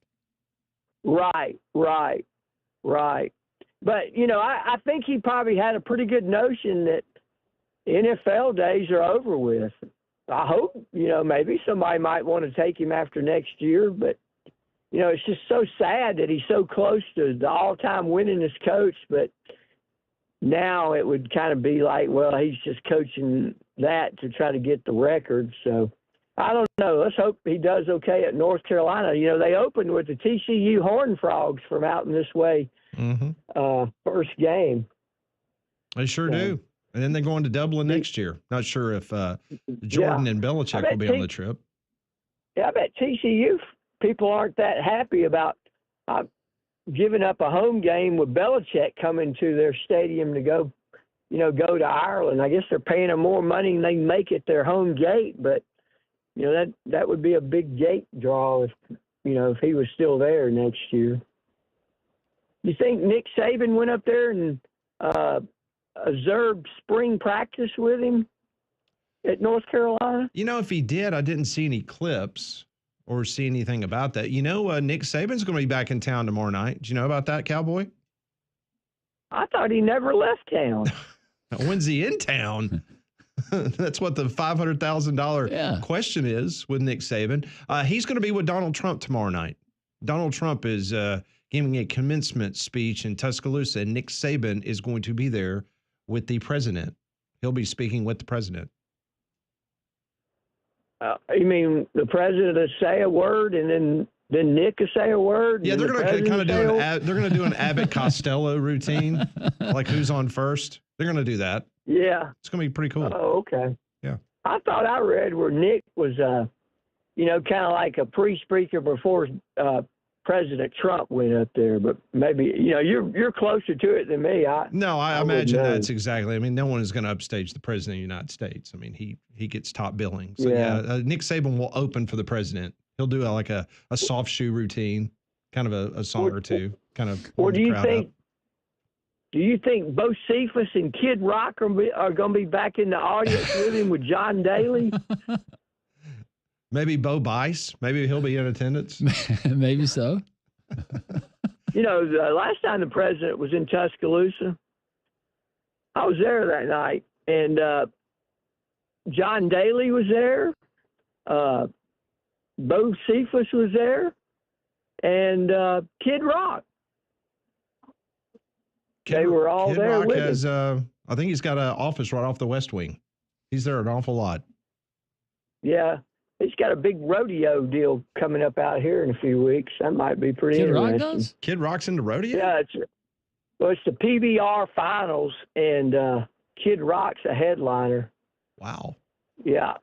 That might be kind of interesting. I think you need to go and report back to us. See how it is. Cowboy, yeah. Baby. Yeah. That'd kind of be that might be some interesting folks there that night, Who's your Major League Baseball team, Pat? I forgot. Oh, it's the St. Louis Cardinals, unfortunately, this year. Yeah. Huh. Yeah. Well, they That's the best answer you could have had, Cowboy. Huh? Okay. Huh? They're kind of back in that 70s mode right now. You remember in the 70s, Yeah, before they got unfortunately. Whitey Herzog, they were kind of just average. Yeah. But maybe they can get it back going, This is getting better and better. The Stallions, you think they'll make the playoffs this year? Who? The Birmingham Stallions. Oh, you mean the team that plays Arlington in that league? Is that what you're talking about? Yeah, the Birmingham Stallions of the UFL. Auburn's going to win the Iron Bowl. That happened again last Saturday night or Friday night against the Stallions, didn't it? The kick six, it sure did. Yeah. Yeah. What kind of buzz you getting in the Metroplex on the UFL? Sounds like you're getting about as much as we are here in Birmingham. Yeah.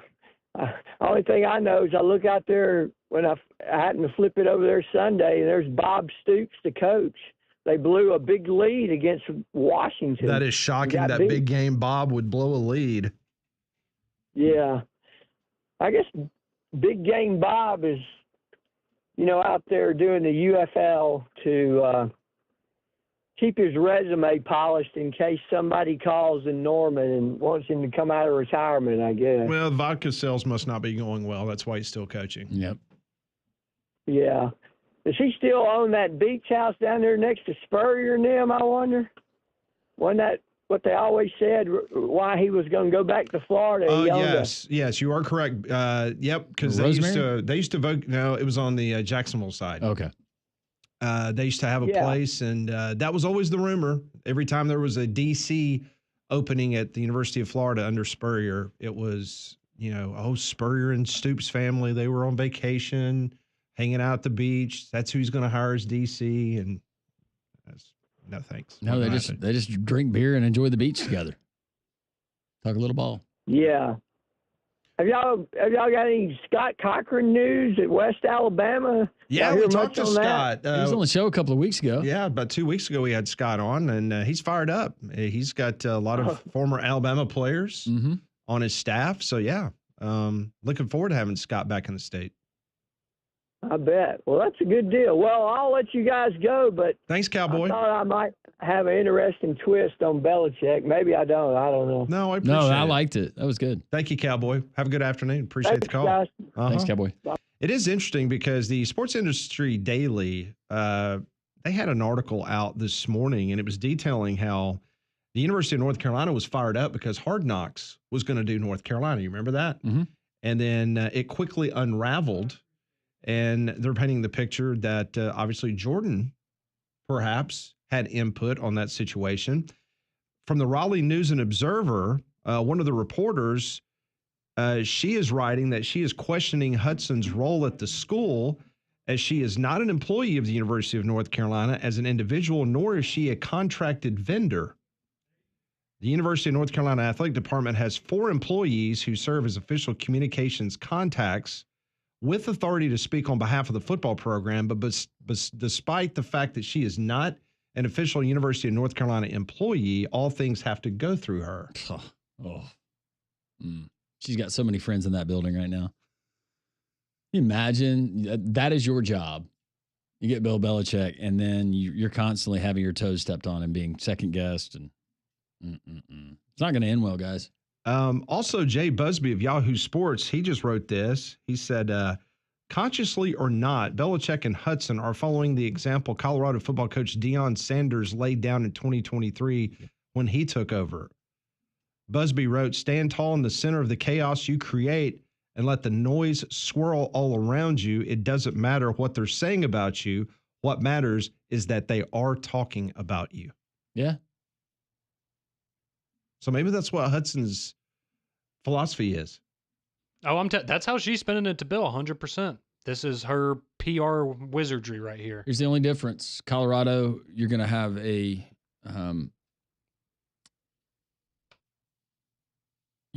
lot longer leash to get away with that stuff, and some of the stuff they're going to put up with a lot more in North Carolina. Not that Colorado is not a proud school, but when it comes to athletics, yeah. And you can tell it's going over well in Massachusetts. I'm just reading a collection of what these people around the country are saying about this situation. And in Boston, they wrote that Hudson has become instantly famous while tarnishing Belichick's carefully crafted persona. Do they spell crafted with a K? No. That would have been so fitting. She is making Belichick look bad. Their embarrassing performance on TV should be a wake-up call. He has become the distraction he used to try to avoid. Yep. I think all that stuff is spot on about how 5-10 years ago, you wouldn't see this from Bill. Oh, gosh, no. People would not be playing for his football team. No. In Boston. I want to hear from the ex-girlfriend, the nice lady that he was dating for so long. I want to know. There is a gap here. There is a gap in the timeline, and I want to fill it. They paid her off. I mean, the age gap? That too.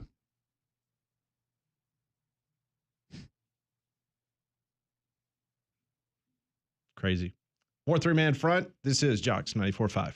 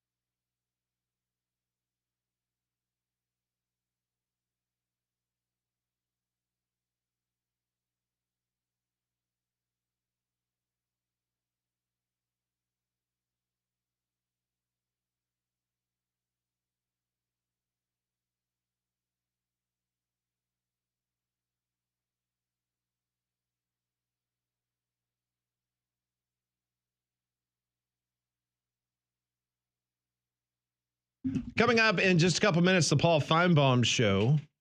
Peter Rauterkus, outstanding writer for AL.com. He'll be one of the featured guests, along with Nicole Auerbach, coming up on the Paul Feinbaum Show. Well, it is the last day of April, and what does May bring? It brings Mother's Day and graduation. So whatever your style or your budget is, you'll find it all at Diamonds Direct. From everyday staples to breathtaking statement pieces that are perfect for a graduate or for your mother as well. Your local diamond expert will be able to help you find the perfect pieces that, like I said, fit your style and budget. Their selection is huge. I was so impressed with the showroom, and their value is even bigger, and the team is there to help. So go check them out at Diamonds Direct. We'll take you to the text line 205-834-9450. A lot of it surrounding Bill Belichick and his main squeeze and publicist and handler, Jordan Hudson. This one reads, what does a 20-something-year-old knockout see in a 70-year-old man? Money. That is why I believe she's in it for the long haul. Alan asked over under on if Belichick and Jordan get pregnant. You know, I kept waiting as I was reading down that list that was going to be one of the potential prop bets, but it wasn't. So for context, because we kind of talked about this yesterday, Al Pacino had a kid last year. Yeah. And he's in his 80s. Are we sure it's his? How old is the mother? No, she is significantly younger. Significantly younger. This one asks, can Landrum do his Chapel Bill impression for the wedding vows? Oh, gosh. You make me want to wear sleeves. Be a better man. I stay up later. Can't channel my bill right now.